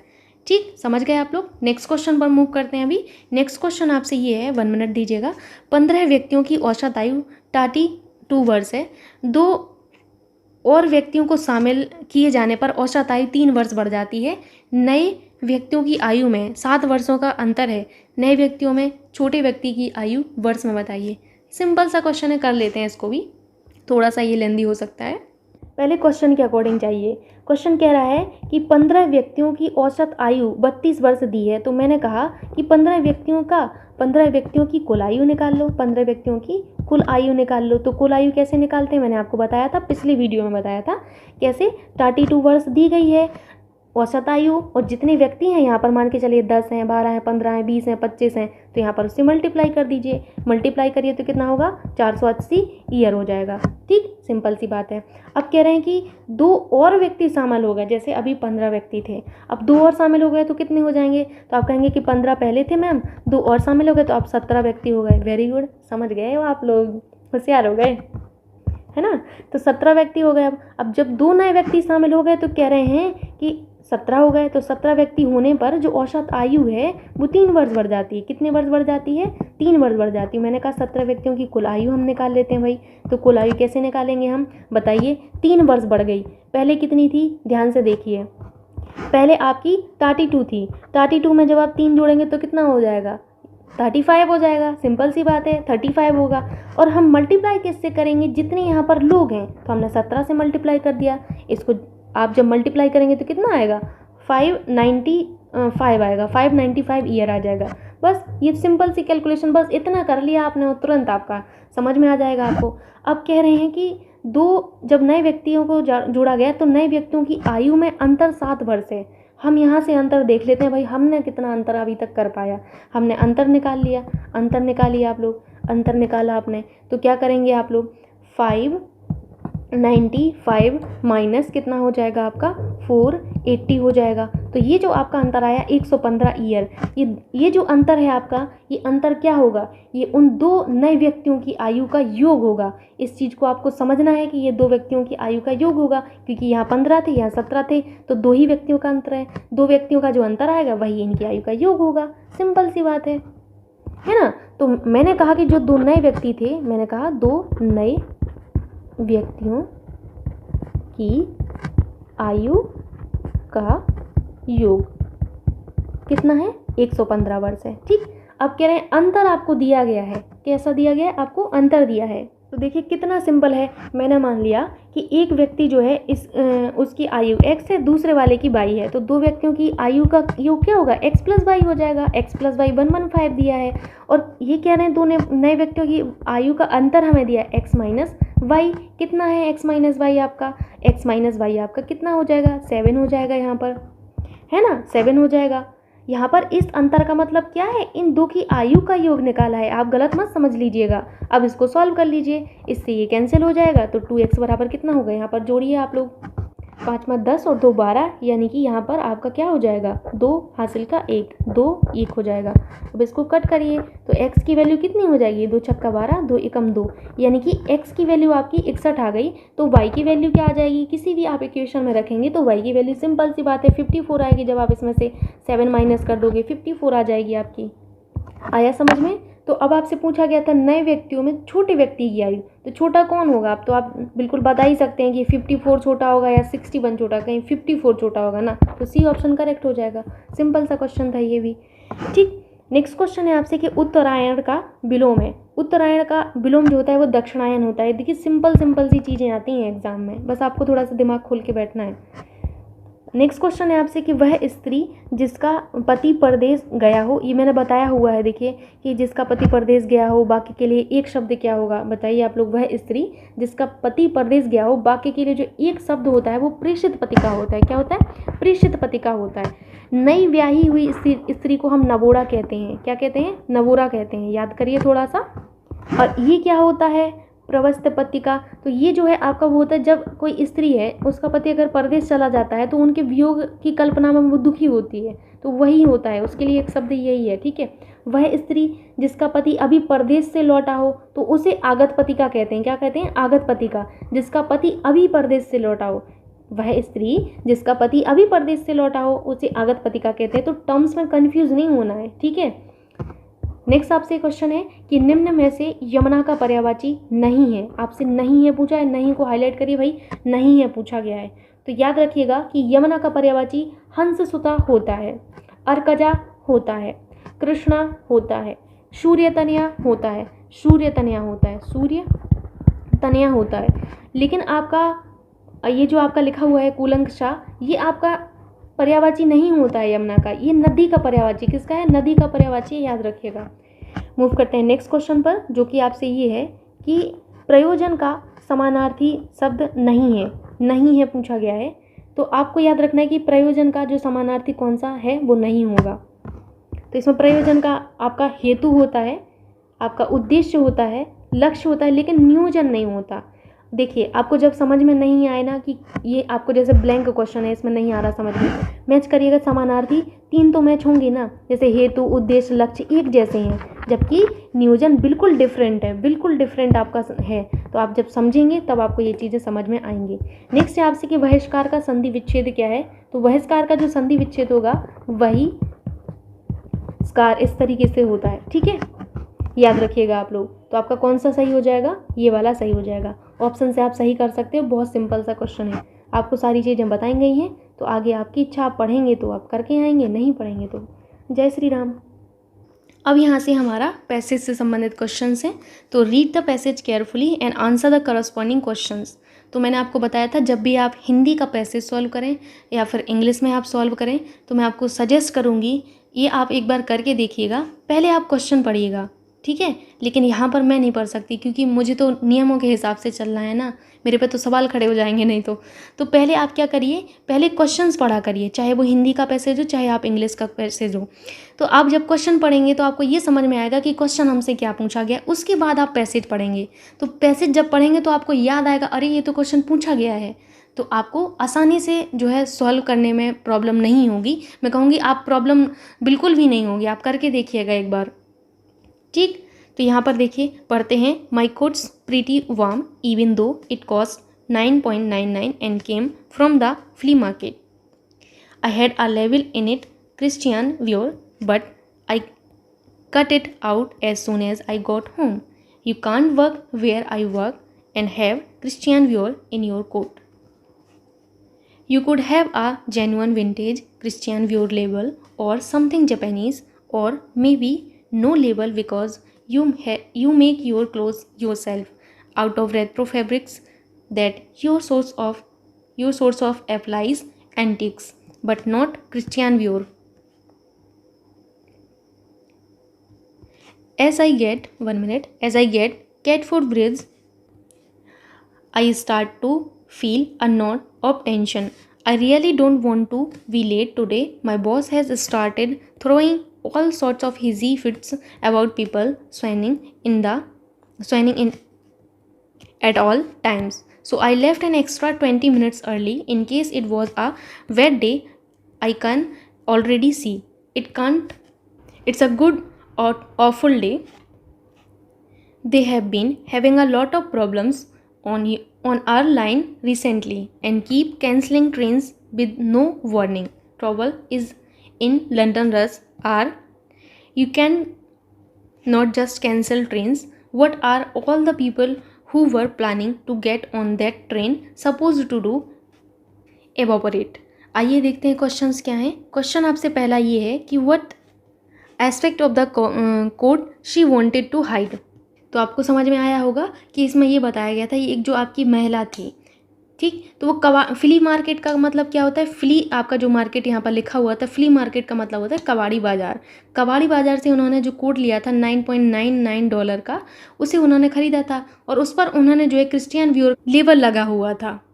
लेकिन ये जो महिला थी उन्होंने बाजार से घर पहुंचने पर उस लेबल को कोट से अलग कर दिया, क्योंकि लेबल से उस महिला के जो मालिक हैं उसको कोट के अमूल्य अथवा सस्ता और कम जो है होने का पता चल जाता. तो वो क्या छुपाना चाह रही थी? That it was a cheap copy. तो ये आपका आंसर करेक्ट होगा. नेक्स्ट क्वेश्चन पर भी मूव करते हैं, देखते हैं नेक्स्ट क्वेश्चन क्या है. नेक्स्ट क्वेश्चन आपसे ये है कि the author would prefer to be seen wearing all of the following types of clothes except कौन सा? Those with the Christian Dior label. Okay, next आपसे क्वेश्चन क्या है? Why is her boss angry. तो आपको बताया गया है कि उनका बॉस जो है एंग्री क्यों है. तो आपको बताया गया है because employ are coming late to work. ठीक, नेक्स्ट क्वेश्चन है आपसे, give the synonym of the following word. Amiable. Amiable का आपको सिनोनिम बताना है. तो एमिएबल का जो सिनोनिम होता है ये बहुत कॉमन है, फ्रेंडली होता है. क्या होता है? फ्रेंडली होता है. नेक्स्ट क्वेश्चन है आपसे, give the antonym the following word. Antonym का मतलब होता है आपको विपरीत बताना है, सिनोनिम का मतलब होता है समानार्थी. ठीक, तो एम का क्या होगा? एम का होगा आपका पर्पस होगा. क्या? पर्पस. नेक्स्ट क्वेश्चन आपसे है कि दिए गए विकल्पों में से संबंधित शब्द का चयन कीजिए. Googly, cricket, gambit. गैम्बिट के बाद क्या होगा आपका? जैसे गूगली जो है आपका क्रिकेट से संबंधित है, उसी प्रकार जो गैम्बिट है वो शतरंज से संबंधित है. किससे? शतरंज से संबंधित होता है. सो बी ऑप्शन करेक्ट होगा. नेक्स्ट क्वेश्चन आपसे है, बहुत सिंपल सा क्वेश्चन होगा ये भी. क्वेश्चन आपसे है कि किसी निश्चित कूट भाषा में यदि आपके इस शब्द को इस तरीके से लिखा जाता है तो उसी कूट में हम इसको किस तरीके से लिख सकते हैं. तो मैंने आपको पिछले वीडियो में भी बताया था कि जब भी ऐसा क्वेश्चन आता है तो हमें क्या करना होता है, हमें इनको थोड़ा सा दूर दूर लिखना होता है. POW, मैं थोड़ा सा ऊपर लिखती हूँ, POWERCUT, यही लिखा है ना. हाँ, पावर कट. उसको इन्होंने क्या लिखा है? उसको इन्होंने लिखा है TRAHVFYW. अब इसको आप कर लीजिए. अभी आप कहाँ पर हैं? पी पर हैं. एक मिनट आप देखिएगा, मैं आपको आसानी से समझा दूंगी. जैसे आप पी पर हैं अभी, तो पी से आप कहाँ पर गए? टी पर गए. तो पी से टी पर जब आप जाएंगे तो कितना आगे चले गए? पी के बाद QRS फिर टी आपका, यानी कि +4 आपने यहाँ पर किया है. क्या किया है? +4 किया है. अब आप दूसरा लेटर देखिए अपना. दूसरा लेटर आपका ओ है. ओ से आप किस पे गए? ओ से आप आर पे गए. ओ से आर पर जाइए. ओ के बाद क्या आएगा? पी आएगा, क्यू आएगा, आर आएगा. क्या आएगा? ओ के बाद पी आएगा, क्यू आएगा, आर आएगा, यानी कि +3 आपने यहाँ पर किया है. नेक्स्ट जो लेटर है उस पर मूव करिए. डब्लू पर जाइए. डब्लू में देखिए, डब्लू से आप किस पर गए? डब्लू से ए पर ही गए ना. हाँ, तो जब आप डब्लू से ए में जाएंगे तो क्या होगा? डब्लू के बाद क्या आता है आपका? डब्लू के बाद एक्स आता है, फिर वाई आता है, फिर जेड आता है, फिर आपका ए आ जाएगा रिपीट होके, है ना. तो कितना मूव किया? 1 2 3 4 मूव किया आपने. तो +4 आपने यहाँ पर लिख लिया. सिंपल सी बात है. बिल्कुल सिंपल से क्वेश्चन आते हैं. ठीक है, ई से आप मूव करेंगे किस पर? ई से आप एच पर मूव करेंगे. तो ई के बाद क्या आता है? एफ आता है, जी आता है, एच आता है, यानी कि हमने +3 मूव किया है ना. इसी तरीके से आपको आगे करते जाना है. जैसे आर से जब हम मूव करेंगे तो अब हम यहाँ पर वी पर जाएंगे, तो यहाँ पर हम +4 मूव करेंगे. तो यही आपका सीक्वेंस बनेगा. आप देखिएगा, यहाँ पर +3 का बनेगा, फिर आपका यहाँ पर जो है +4 का बनेगा. किसका? +4 का बनेगा, फिर आपका +3 का बनेगा. इस तरीके से जो है आपका बनता जाएगा. तो आपने देख लिया कि पहले +4 प्लस फिर आपका +3. तो ये जो आपका नया शब्द जो आपको कहा गया था कि इसको हम क्या लिख सकते हैं, इसको हम देखते हैं. TRACKING. हमें इसको बताना है कि इसको हम क्या लिख सकते हैं. देखते हैं इसको हम क्या लिख सकते हैं. तो सबसे पहले टी में आपको क्या करना था? टी में आपको +4 करना है, आर में आपको +3 करना है, और फिर उसके बाद ए में आपको जो है +4 करना है, सी में आपको +3 करना है, इसमें +4, इसमें +3. शुरुआत के 2-4 मैच कर लीजिए, आपका आंसर मैच हो जाता है. क्योंकि देखिए सब अलग अलग हैं, सब अलग अलग हैं. पहला ही लेटर आप मैच कर लीजिए, वही बहुत है. टी के बाद जब आप +4 करेंगे तो बताइए. टी में +4 करिए, U V W, और क्या आएगा आगे? एक्स आएगा। Very good. तो पहला आपका लेटर क्या आएगा? एक्स आएगा। अब एक्स से आपके दो ऑप्शन मैच होते हैं तो आपने दोनों पर टिक कर लेना है, ठीक है। उसके बाद आर में +3 करना है। आर में +3 करिए। आर के बाद क्या होगा आपका? एस टी और क्या होगा आगे? यू। Very good. तो यहाँ पर क्या होगा? यू हो जाएगा। यानी कि हमारा कौन सा ऑप्शन मैच हो गया? हमारा बी ऑप्शन मैच हो गया। हमें पूरा करने की ज़रूरत ही नहीं पड़ी, बी ऑप्शन करेक्ट हो गया। पूरा नहीं करना पड़ता, आपको ऑप्शन दिख जाएगा। नेक्स्ट क्वेश्चन आप देखिए। क्वेश्चन है कि पी क्यू का भाई है, एस पी का पिता है, आर एस का भाई है। यदि टी आर की माँ है तो पी का टी से क्या संबंध है? आपसे ये पूछा गया है। देखते हैं, ठीक। कह रहे हैं कि पी क्यू का भाई है, तो हम देखते हैं भाई पी जो है किसका भाई है? क्यू का भाई है। पी किसका भाई है? क्यू का भाई है, आपने कहा। फिर कह रहे हैं कि आपका जो है एस पी का पिता है। तो मैंने कहा था कि पिता जब होंगे तो उनको आपको ऊपर लिखना है। अगर सेम जैसे मेरा भाई और मेरी बहन है तो हम इस तरीके से बगल बगल में लिखेंगे। मेरे पिता की बात कही जाए तो मैं ऊपर लिखूंगी, ठीक। तो ये पिता की बात की जा रही है। तो पिता कौन है? एस हैं। किसकी? आपके जो हैं पी के पिता हैं आपके एस, ठीक। अब कह रहे हैं यहाँ पर हो गया। अब इसके बाद कह रहे हैं आर एस का भाई है। मैंने कहा भाई होंगे तो आप सेम उसमें लिखेंगे, यानी कि यहाँ पर लेबल करेंगे। तो भाई कौन है आपके? यहाँ पर आपने कहा आर है। अब कह रहे हैं कि यदि टी आर की माँ है तो भाई माँ है तो माँ ऊपर आएंगी। मैंने आपको कहा था माता पिता ऊपर आएंगे, तो यहाँ पर आपने टी लिख लेना है। अब कह रहे हैं कि पी का टी से क्या संबंध है? पी का टी से क्या संबंध है? तो ये तो आप बता ही सकते हैं। अब किसका संबंध होगा? पोता का संबंध होगा। तो सी आपका ऑप्शन करेक्ट होगा। नेक्स्ट क्वेश्चन आपसे क्या है? यदि 27 दिसंबर 2009 को बृहस्पतिवार था तो 1 मार्च 2010 को कौन सा दिन था? देखिए, तो ये भी सिंपल सा क्वेश्चन है। अब यहाँ पर मैंने आपको पिछले वीडियो में बताया था ना कि जो मैंने आपको कोड सिखाया था वो आपको आगे आप सीखोगे तो याद हो जाएगा, कोई बड़ी बात नहीं है, और सॉल्व करना भी सीख जाओगे। आपको मैंने कोड बताया था, आपको क्या याद करना था? 144, क्या याद करना था? 144 25 025 036 146। ये कोड मैंने आपको रटवाया था, जिसमें मैंने आपको बताया था ये जनवरी है, फरवरी, मार्च, अप्रैल, मई, जून, जुलाई, अगस्त, सितंबर, अक्टूबर, नवंबर, दिसंबर, इस तरीके से ये थे, ठीक। फिर मैंने आपको यहाँ पर सर्कल बनाया था और ये मैंने आपको बताया हुआ था, याद करिए थोड़ा सा। यहाँ पर मैंने आपको बताया था कि अगर आपका रिमाइंडर 1 आता है तो ये संडे को डिनोट करेगा। अगर रिमाइंडर हमारा 2 आता है तो मंडे को डिनोट करेगा। अगर हमारा रिमाइंडर 3 आता है, रिमाइंडर यानी कि आपका शेषफल, तो ये आपका ट्यूसडे होगा। और अगर 4 आता है तो क्या होगा? 4 आता है तो हमारा वेडनेसडे होगा। और अगर हमारा 5 आता है तो क्या होगा? थर्सडे होगा। और अगर हमारा 6 आता है तो हमारा फ्राइडे होगा। और अगर हमारा 7 आता है और शेषफल 0 आता है तो उस केस में हमारा सैटरडे होगा। फिर मैंने आपको बताया था सेंचुरी आपका जो है कैलकुलेट करने के लिए, कि सेंचुरी के लिए हम क्या करते हैं कि जो सेंचुरी होता है उसमें हम जो है डिवाइड करते हैं किससे? 400 से। अगर हमारा रिमाइंडर 100 आता है तो हम कोड लेंगे 4। अगर हमारा रिमाइंडर 200 आता है तो हम जो वैल्यू लेंगे वो 2 लेंगे। अगर रिमाइंडर 300 आता है तो हम 0 लेंगे। और रिमाइंडर अगर हमारा 0 आता है तो हम 6 लेंगे।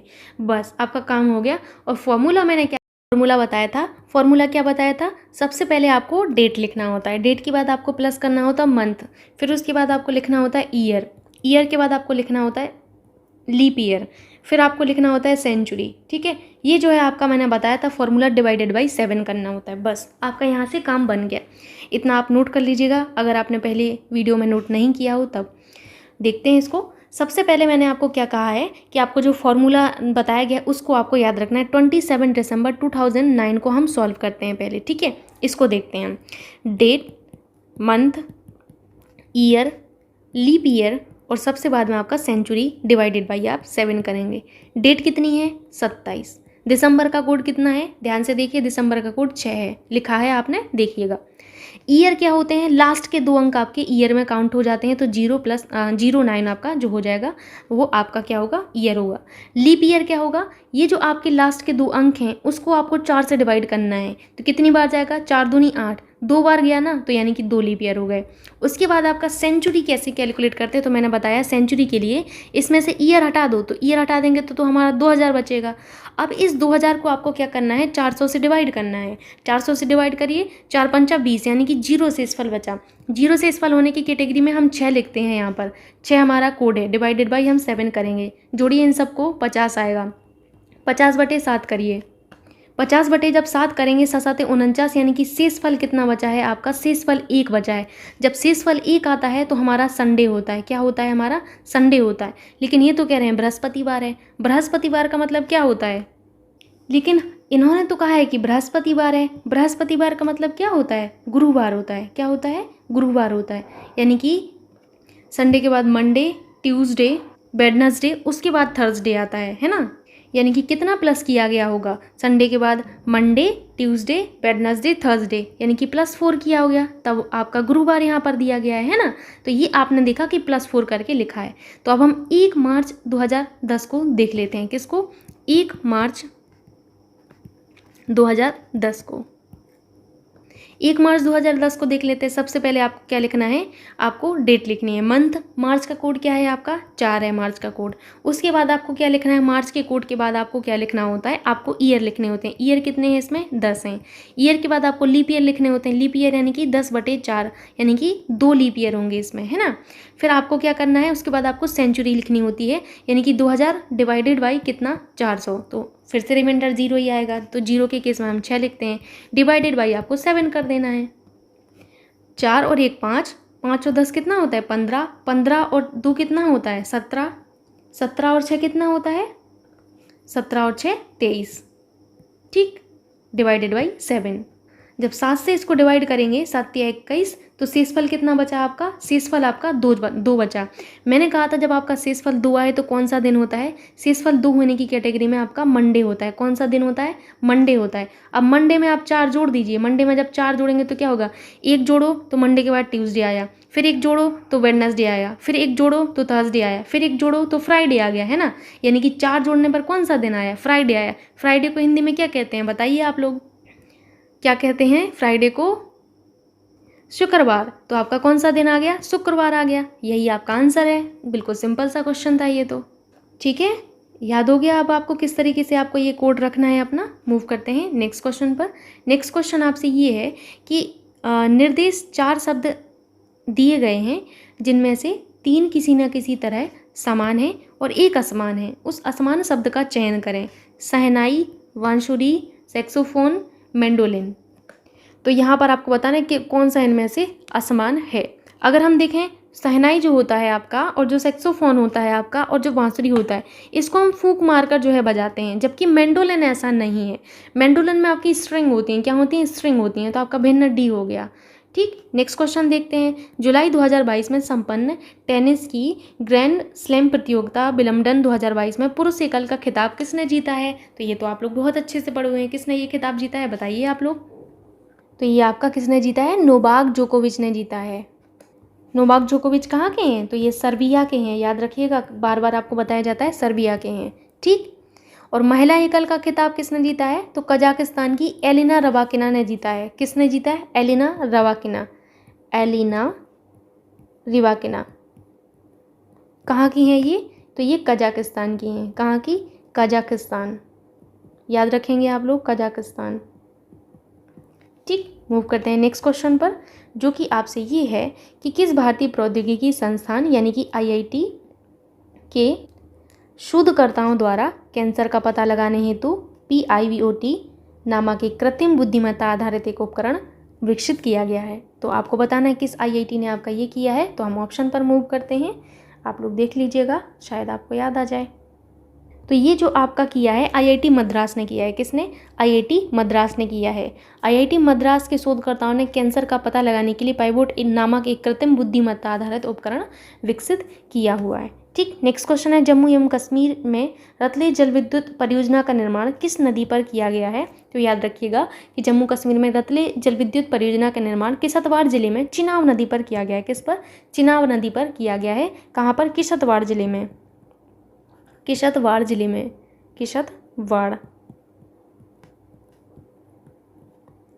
ठीक, किश्तवाड़ जिले में। नेक्स्ट क्वेश्चन पर मूव करते हैं, जो कि आपसे है कि जुलाई 2022 में किस भारतीय अर्थशास्त्री को अंतर्राष्ट्रीय मुद्रा कोष IMF के पूर्व मुख्य अर्थशास्त्रियों की दीवार में शामिल किया गया है? तो यहाँ पर आपको याद रखना है कि जुलाई 2022 में गीता गोपीनाथ जी को, किसको? गीता गोपीनाथ जी को आपका जो है अंतर्राष्ट्रीय मुद्रा कोष IMF के पूर्व मुख्य अर्थशास्त्री की दीवार में शामिल किया गया है। और यह सम्मान पाने वाली पहली महिला हैं। याद रखिएगा, पहली महिला हैं और दूसरी भारतीय हैं। पहली महिला हैं और दूसरी भारतीय हैं। कई बार मैंने आपको बताया है। और दूसरी भारतीय हैं। कौन सी हैं? दूसरी भारतीय है। दूसरी भारतीय हैं, याद रखिएगा।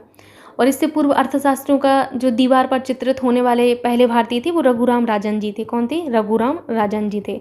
इनको तो सभी लोग जानते हैं भाई, रघुराम राजन जी थे। सेकंड आपकी गोपीनाथ जी बनी है। नेक्स्ट क्वेश्चन आपसे ये है कि अप्रैल 2022 में भारत के पहले 99.999% शुद्ध हरित हाइड्रोजन पायलट संयंत्र की शुरुआत कहाँ की गई? तो आपको पता होगा ये तो जोरहाट असम बताया गया है आप लोगों को ये सारी चीज़ें। 20 अप्रैल 2022 को आपके OIL ऑयल इंडिया लिमिटेड के द्वारा जोरहाट असम में 99.99% जो आपके हरित हाइड्रोजन पायलट संयंत्र हैं इसका शुरुआत की गई है। ठीक, नेक्स्ट क्वेश्चन आपसे है कि जुलाई 2022 में किसे पीयूष गोयल के स्थान पर G20 के लिए भारत का नया शेरपा चुना गया है? तो जुलाई 2022 में पीयूष गोयल जी के स्थान पर नीति आयोग के जो पूर्व CEO हैं जिनका नाम है कांत साहब, अमिताभ कांत साहब, ये जो हैं आपके G20 के नए शेरपा के रूप में चुने गए हैं, याद रखिएगा। कौन? आपके अमिताभ कांत जी। भारत 1 दिसंबर 2022 से 30 नवंबर 2023 तक G20 की अध्यक्षता संभालेगा। नेक्स्ट क्वेश्चन आपसे ये है, मई 2022 में जारी विश्व प्रेस स्वतंत्रता सूचकांक 2022 में भारत किस स्थान पर है? बताइए आप लोग, भारत किस स्थान पर है? तो ये जो आपका विश्व प्रेस स्वतंत्रता सूचकांक जारी किया गया है, भारत 180 देशों में से आपका 150वें स्थान पर है। कौन से? 150वें स्थान पर है। ठीक, और अगर वर्ष 2021 में देखें तो 142 पे था, और 2022 में शीर्ष स्थान पर आपका क्या आया है? नॉर्वे है। कौन है? नॉर्वे है, याद रखिएगा। नॉर्वे, डेनमार्क और Sweden. Norway, Denmark and Sweden. Norway, Denmark and Sweden आपके हैं। ठीक, नेक्स्ट क्वेश्चन आपसे है, 3 मार्च 2022 को क्वाड नेताओं के वर्चुअल शिखर सम्मेलन का आयोजन संपन्न हुआ। क्वाड समूह में कौन सा देश शामिल नहीं है? तो आप लोगों ने आई थिंक ये तो आज ही पढ़ा हुआ है शायद, जो मैंने आज वीडियो दिया हुआ है आपको जनरल अवेयरनेस का फुल जो वीडियो दिया है उसमें मैंने क्वाड के बारे में बताया, मुझे अच्छे से याद है। तो बताइए आप कौन सा नहीं है? तो आपका संयुक्त राज्य अमेरिका उसमें है। 4 देश आपके शामिल हैं, संयुक्त राज्य America, Australia, Japan and Bharat. New Zealand नहीं है। क्वाड में याद रखिएगा संयुक्त राज्य अमेरिका, जापान, भारत, और एक और आपको याद रखना है। कौन? ऑस्ट्रेलिया। कौन? ऑस्ट्रेलिया। ये 4 आपको याद रखना है क्वाड में। ठीक, नेक्स्ट क्वेश्चन पर मूव करते हैं। नेक्स्ट क्वेश्चन आपसे ये है कि मई 2022 में भारत में पश्चिम बंगाल की खाड़ी में चक्रवात आशनी, कौन सा? आसानी निर्मित हुआ। इस चक्रवात का नाम आसानी किस देश ने रखा था? तो आपको याद रखना है कि ये जो नाम दिया गया था इस चक्रवात का नाम श्रीलंका के द्वारा रखा गया था। किसके द्वारा? श्रीलंका के द्वारा रखा गया था। इस चक्रवात ने आंध्र प्रदेश और उड़ीसा राज्य को सबसे ज़्यादा प्रभावित किया है। किसको? आंध्र प्रदेश और उड़ीसा राज्य को बहुत ज़्यादा प्रभावित किया है। किसको? आंध्र प्रदेश और उड़ीसा को। नेक्स्ट क्वेश्चन है आपसे, मार्च 2022 में ताल ज्वालामुखी में विस्फोट हुआ है। यह ज्वालामुखी किस देश में है? तो ताल जो ज्वालामुखी है ये आपका जो है इसमें विस्फोट देखने को मिला है, ये फिलीपींस में है। कहाँ पर है? फिलीपींस में है, याद रखिएगा फिलीपींस में है। और इसमें आपका जो है एक कहेंगे कि इसमें विस्फोट देखने को मिला। नेक्स्ट क्वेश्चन आपसे ये है कि निम्नलिखित में से कौन सा भारत का शास्त्रीय नृत्य नहीं है? तो शास्त्रीय नृत्य कौन सा नहीं है? तो आपको देखो शास्त्रीय नृत्य बताए गए हैं, एक वीडियो है, अगर आपने नहीं देखा हो चैनल पर तो आप वो देख सकते हैं। प्लेलिस्ट में आपको सब कुछ मिलेगा। शास्त्रीय नृत्य में आपका कथकली आता है, ओडिसी आता है, मोहिनीअट्टम आता है, भांगड़ा नहीं आता है भाई। भांगड़ा जो है आपका शास्त्रीय नृत्य नहीं है, ये लोक नृत्य है। क्या है? लोक नृत्य है। लोक नृत्य है, लेकिन कहाँ का है ये? पंजाब का लोक नृत्य है। कहाँ का? पंजाब का। नेक्स्ट क्वेश्चन, क्षेत्रफल की दृष्टि से भारत का सबसे बड़ा राज्य कौन सा है? सो सिंपल सा क्वेश्चन है ये तो। क्षेत्रफल की दृष्टि से भारत का सबसे बड़ा जो राज्य है वो आपका राजस्थान है। कौन है? राजस्थान है। राजस्थान के बाद आपका सबसे ज़्यादा क्षेत्रफल किसका है? राजस्थान का। एटलीस्ट आपको सीक्वेंस 2-3 का तो पता होना चाहिए। उसके बाद आपका जो है मध्य प्रदेश, मध्य प्रदेश के बाद आपका जो है किसका है? फिर महाराष्ट्र का है। महाराष्ट्र का है। इन तीनों को आपको याद रखना है। ठीक है, राजस्थान सबसे ज़्यादा राजस्थान का है, फिर मध्य प्रदेश, महाराष्ट्र। ठीक, नेक्स्ट क्वेश्चन पर अभी मूव करते हैं। आगे आपसे क्वेश्चन है, विवेकानंद रॉक मेमोरियल भारत के किस राज्य में स्थित है? तो विवेकानंद रॉक मेमोरियल भारत के तमिलनाडु राज्य में स्थित है। कहाँ पर है? तमिलनाडु राज्य में है। यह तमिलनाडु के कन्याकुमारी के समुद्र तट पर स्थित आपका जो है स्मारक है। विक्रम साराभाई अंतरिक्ष केंद्र कहाँ स्थित है? तो विक्रम साराभाई अंतरिक्ष केंद्र आपका तिरुवनंतपुरम में है। कहाँ पर है? तिरुवनंतपुरम में है विक्रम साराभाई अंतरिक्ष आपका जो केंद्र है ये। नेक्स्ट क्वेश्चन है आपसे, सूची 1 को सूची 2 से मिलान कीजिए और नीचे दिए गए कूट का इस्तेमाल करके सही उत्तर दीजिए। तो ये भी देखिए मैंने पढ़ाया हुआ है, अभी रिसेंट में पढ़ाया है, तो आपको पता होना चाहिए अब तो थोड़ा थोड़ा। अमजद अली खान का संबंध किससे है? सरूद से है। किससे? सरूद से है। और अली हुसैन का संबंध किससे है? तो अली हुसैन का संबंध शहनाई से है। हरिप्रसाद चौरसिया जी का संबंध वंसूरी से है। और आपका अलरका का संबंध किससे? तबला से। किससे? तबला से। मैच कर लीजिए। एका टू इसमें मैच हो रहा है। अभी ऑप्शन आपको नहीं दिख रहा होगा, एक बार मैं दिखा देती हूँ मैंने किस तरीके से मैच किया था। अमजद अली खान का संबंध किससे है? सरूद से है। और अली हुसैन का संबंध शहनाई से आपको बताया गया है। और हरिप्रसाद चौरसिया का संबंध आपका वंसूरी से है। और आपके जो अलरका है तबला से है। एका टू इसमें मैच हो रहा है, इसमें मैच हो रहा है। और आपका बी का फोर यानी कि सी ऑप्शन आपका मैच हो रहा है ना, देख लीजिएगा एक बार आप लोग। आई थिंक सी हो रहा है, हाँ। नेक्स्ट क्वेश्चन है आपसे, इंडोनेशिया की मुद्रा कौन है? बताइए इंडोनेशिया की मुद्रा। रुपया जो है वो इंडोनेशिया की मुद्रा है, और रुपया भारत की भी मुद्रा है, तो याद रखिएगा रुपया। क्या? रुपया। एटलीस्ट आपकी जो रुपया जहाँ जहाँ की मुद्रा है वहाँ तो पता होना ही चाहिए आपको। मई 2022 में इंटरनेशनल बुक प्राइज़ 2022 किसने जीता है? तो ये तो क्वेश्चन मुझे लगता है मैंने 10 बार बताया होगा आपको करंट अफेयर्स में। तो ये किसने जीता है? मैंने बताया था कि उत्तर प्रदेश की मैनपुरी से एक आपकी महिला हैं जिनका नाम है गीतांजलि श्री, इनके द्वारा जीता गया। ये पहली बार ऐसा हुआ है जो भारतीय भाषा को ये पुरस्कार दिया गया, इंटरनेशनल बुकर प्राइज़ इनको दिया गया है। इनकी जो रचना थी उसका नाम क्या था? इनकी रचना थी रेत समाधि। क्या थी? रेत समाधि। रेत समाधि इनकी रचना थी। अंग्रेजी में इसे टॉम्ब ऑफ सेंड कहा गया। क्या कहा गया इसको? टॉम्ब ऑफ सेंड कहा गया। Tomb of sand. Tomb of sand. और इस उपन्यास का हिंदी से अंग्रेजी में जो अनुवाद किया है, ध्यान से सुनिएगा, हिंदी से अंग्रेजी में अनुवाद डेजी रॉकवेल ने किया है। तो ये भी पूछा जा सकता है किसने इसका अनुवाद किया है? डेजी रॉकवेल ने इसका अनुवाद किया है। ओके, सो मूव करते हैं नेक्स्ट क्वेश्चन पर, जो कि आपसे है कि मई 2022 में संपन्न UEFA चैंपियन लीग 2021-2022 का खिताब किस फुटबॉल क्लब ने जीता है? तो याद रखिएगा कि ये जो आपका खिताब जीता है वो आपका किसने जीता है? ये आपका रियल मैड्रिड ने जीता है। रियल मैड्रिड ने आपका ये जो खिताब जीता है वो लिवरपूल को पराजित करके जीता है। किसको? लिवरपूल को पराजित करके ये खिताब जीता है। नेक्स्ट क्वेश्चन है आपसे, जून 2022 में अबू धाबी UAE में आयोजित 22वें अंतर्राष्ट्रीय भारतीय फिल्म अकादमी पुरस्कार IIFA वितरण समारोह में किस फिल्म को सर्वश्रेष्ठ फिल्म का पुरस्कार दिया गया? तो यहाँ पर आपको याद रखना है कि सर्वश्रेष्ठ जो फिल्म है इसका पुरस्कार शेरशाह को दिया गया। ये बताया गया है आपको कि शेरशाह को दिया गया है ना। और इसमें आपके विक्की कौशल जी जो हैं इनको सरदार उधम के लिए सर्वश्रेष्ठ अभिनेता, और कृति सेनन जी को मिमी के लिए सर्वश्रेष्ठ अभिनेत्री का पुरस्कार मिला है। ठीक, नेक्स्ट क्वेश्चन है आपसे कि प्रतिवर्ष आपका विश्व खाद्य दिवस सुरक्षा दिवस कब मनाया जाता है? तो ये भी आपको पता होगा 7 जून को प्रतिवर्ष आपका सेलिब्रेट किया जाता है, याद रखेंगे। और इस बार की जो थीम रही है 2022 की वो रही है safer food better health. Safer food better health. Hindi में इसे क्या कहेंगे? सुरक्षित भोजन बेहतर स्वास्थ्य। ठीक, अब यहाँ पर हमें कुछ निर्देश दिए गए हैं, सो हम निर्देश पढ़ लेते हैं। क्या कह रहे हैं निर्देश?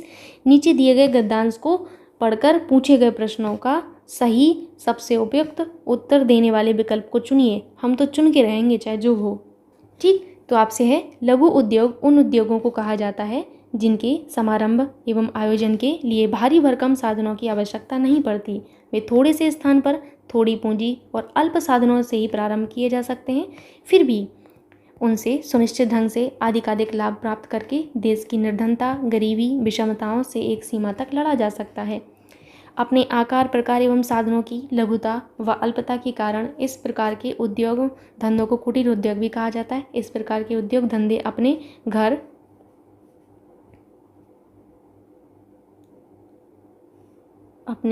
घर में भी आरंभ किए जा सकते हैं और अपने सीमित साधनों का सदुपयोग करके आर्थिक लाभ कमाया जा सकता है और सुखी समृद्ध बना जा सकता है। भारत जैसे देश के लिए तो इस प्रकार के लघु उद्योग का महत्व और भी बढ़ जाता है, क्योंकि यहाँ युवाओं की एक बहुत ही बड़ी संख्या बेरोजगार है। इसी कारण महात्मा गांधी ने मशीनीकरण का विरोध किया था। उनकी यह स्पष्ट धारणा थी कि लघु उद्योगों का प्रश्रय देने से लोग स्वावलंबी बनेंगे।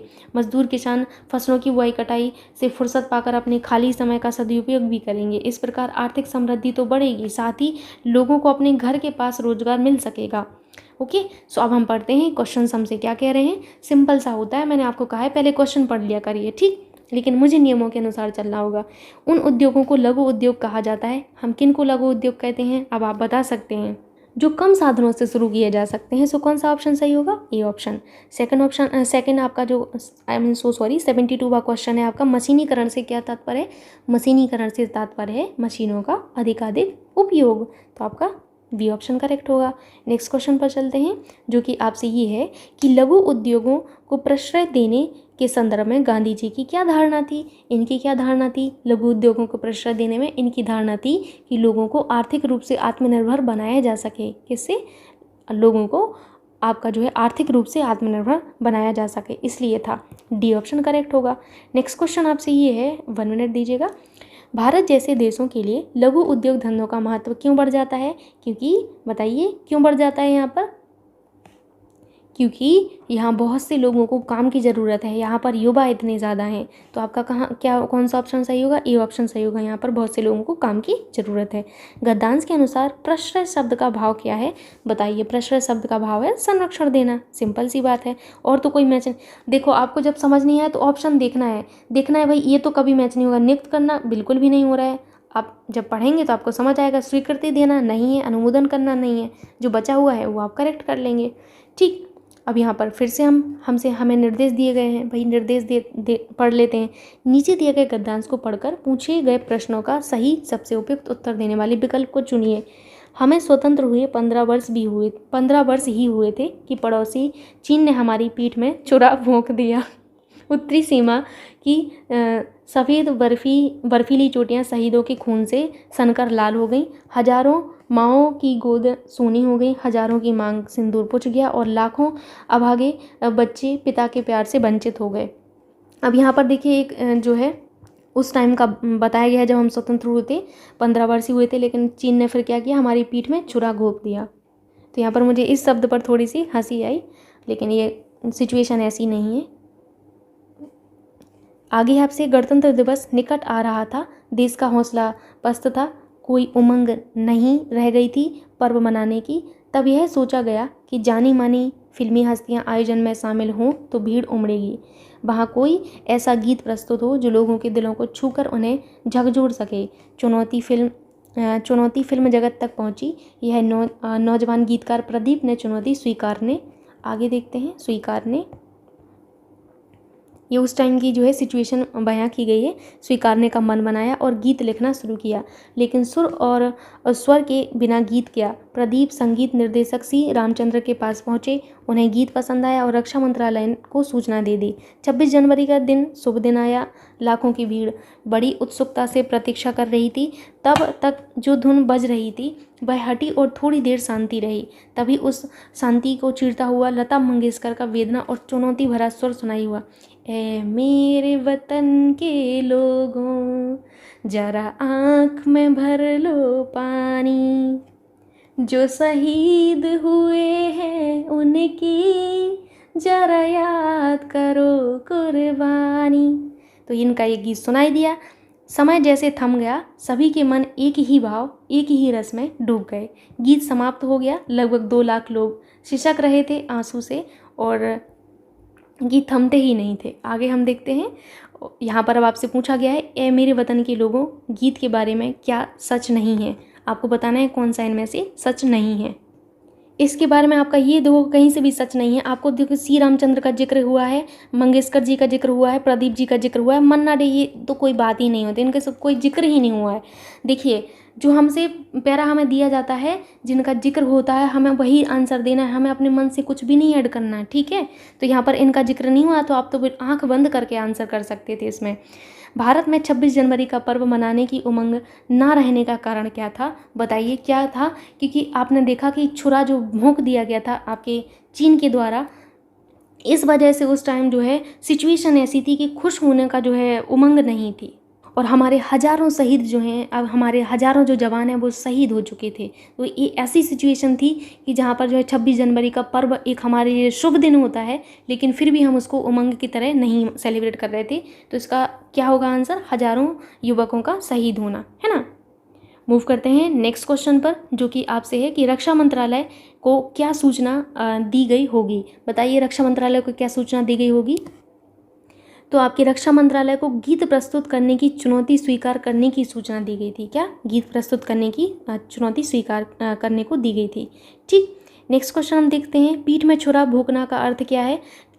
आपका जो पीठ में छुरा भोंकना का जो अर्थ है वो आप लोग समझ सकते हैं कि विश्वासघात करना, जो चाइना ने किया था उस टाइम। ठीक, तो अब इनकी तो फितरत ही ऐसी है भाई। नेक्स्ट आपसे है कि जानी मानी फिल्मी हस्तियों को बुलाने का निर्णय क्यों लिया गया? बुलाने का निर्णय, ठीक है। तो जानी मानी हस्तियों को बुलाने का निर्णय क्यों लिया गया था? ताकि आपकी भीड़ जुट जाए थोड़ी सी, इसलिए आपका निर्णय लिया गया था भीड़ जुटाने के लिए। ठीक, नेक्स्ट क्वेश्चन हम देखते हैं, नीचे दिए गया आपका रेखाचित्र 7 विभिन्न माह में कारों का उत्पादन आपका दर्शाता है, तो इसको आपको देख लेना है। ठीक है, अब यहाँ से आपके जो हैं क्वेश्चन शुरू होते हैं किसके? आपके ग्राफ और तालिका के, जो कि बहुत सिंपल होते हैं।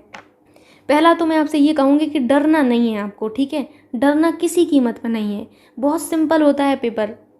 कॉन्फिडेंस के साथ जाएंगे, पूरा पेपर करके आएंगे। तो ये देख लीजिए आप लोग, अपना डायग्राम आपको जो दिख रहा है यहाँ पर, इसको आपने देख लिया।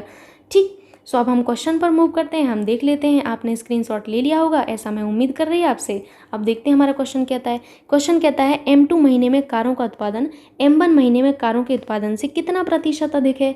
तो हम आपको एक बार जो है मैं आपको दिखा देती हूँ M1 क्या है, M2 क्या है, किस तरीके से आप वैल्यू देखते हैं। तो देखिएगा, ये आपका दिया गया था, आपने देखा M1 महीने का मतलब है 25, M2 का मतलब है 32, M3 का मतलब है 18, M4 का मतलब है आपका 24, M5 का मतलब है 36, M6 का मतलब है 29 एंड M7 का मतलब है 38। ओके, समझ गए? ये आपकी वैल्यू है, आपको वैल्यू रीड करना आना चाहिए, बाकी आप ग्राफ सही कर लेंगे। ओके, क्वेश्चन देखते हैं भाई, बहुत सिंपल सा क्वेश्चन था ये, तो आपके लिए बाएं हाथ का खेल है। अब M2 महीने में कारों का उत्पादन M1 महीने में कारों के उत्पादन से कितना प्रतिशत है? तो अभी आपने देखा M2 महीनों में कारों का उत्पादन क्या है, मुझे तो याद हो गई वैल्यू 32, और M1 महीनों में कारों का उत्पादन कितना है?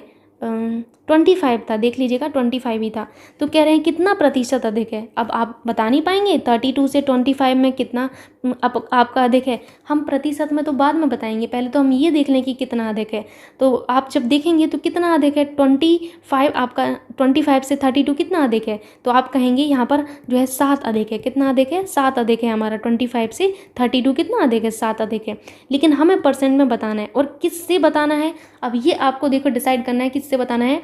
M1 महीनों की कारों के उत्पादन से। किसके उत्पादन से? M1 महीनों, यानी कि M1 नीचे आएगा, परसेंटेज निकालना है तो 100 से हम गुणा कर देंगे। 7/25 यहाँ पर हो जाएगा, 7/25 मल्टीप्लाई बाई 100, 25 चौका 100, 7 चौका 28% आपका आ गया आंसर। ओरल कर सकते थे आप। नेक्स्ट क्वेश्चन देखिए, दिए गए 7 महीनों के लिए औसत मासिक उत्पादन क्या है? सबको जोड़ लीजिए, और जितने 7 महीने हैं तो भाई 7 से हम पहले डिवाइड कर लेते हैं और सभी को जोड़ते हैं।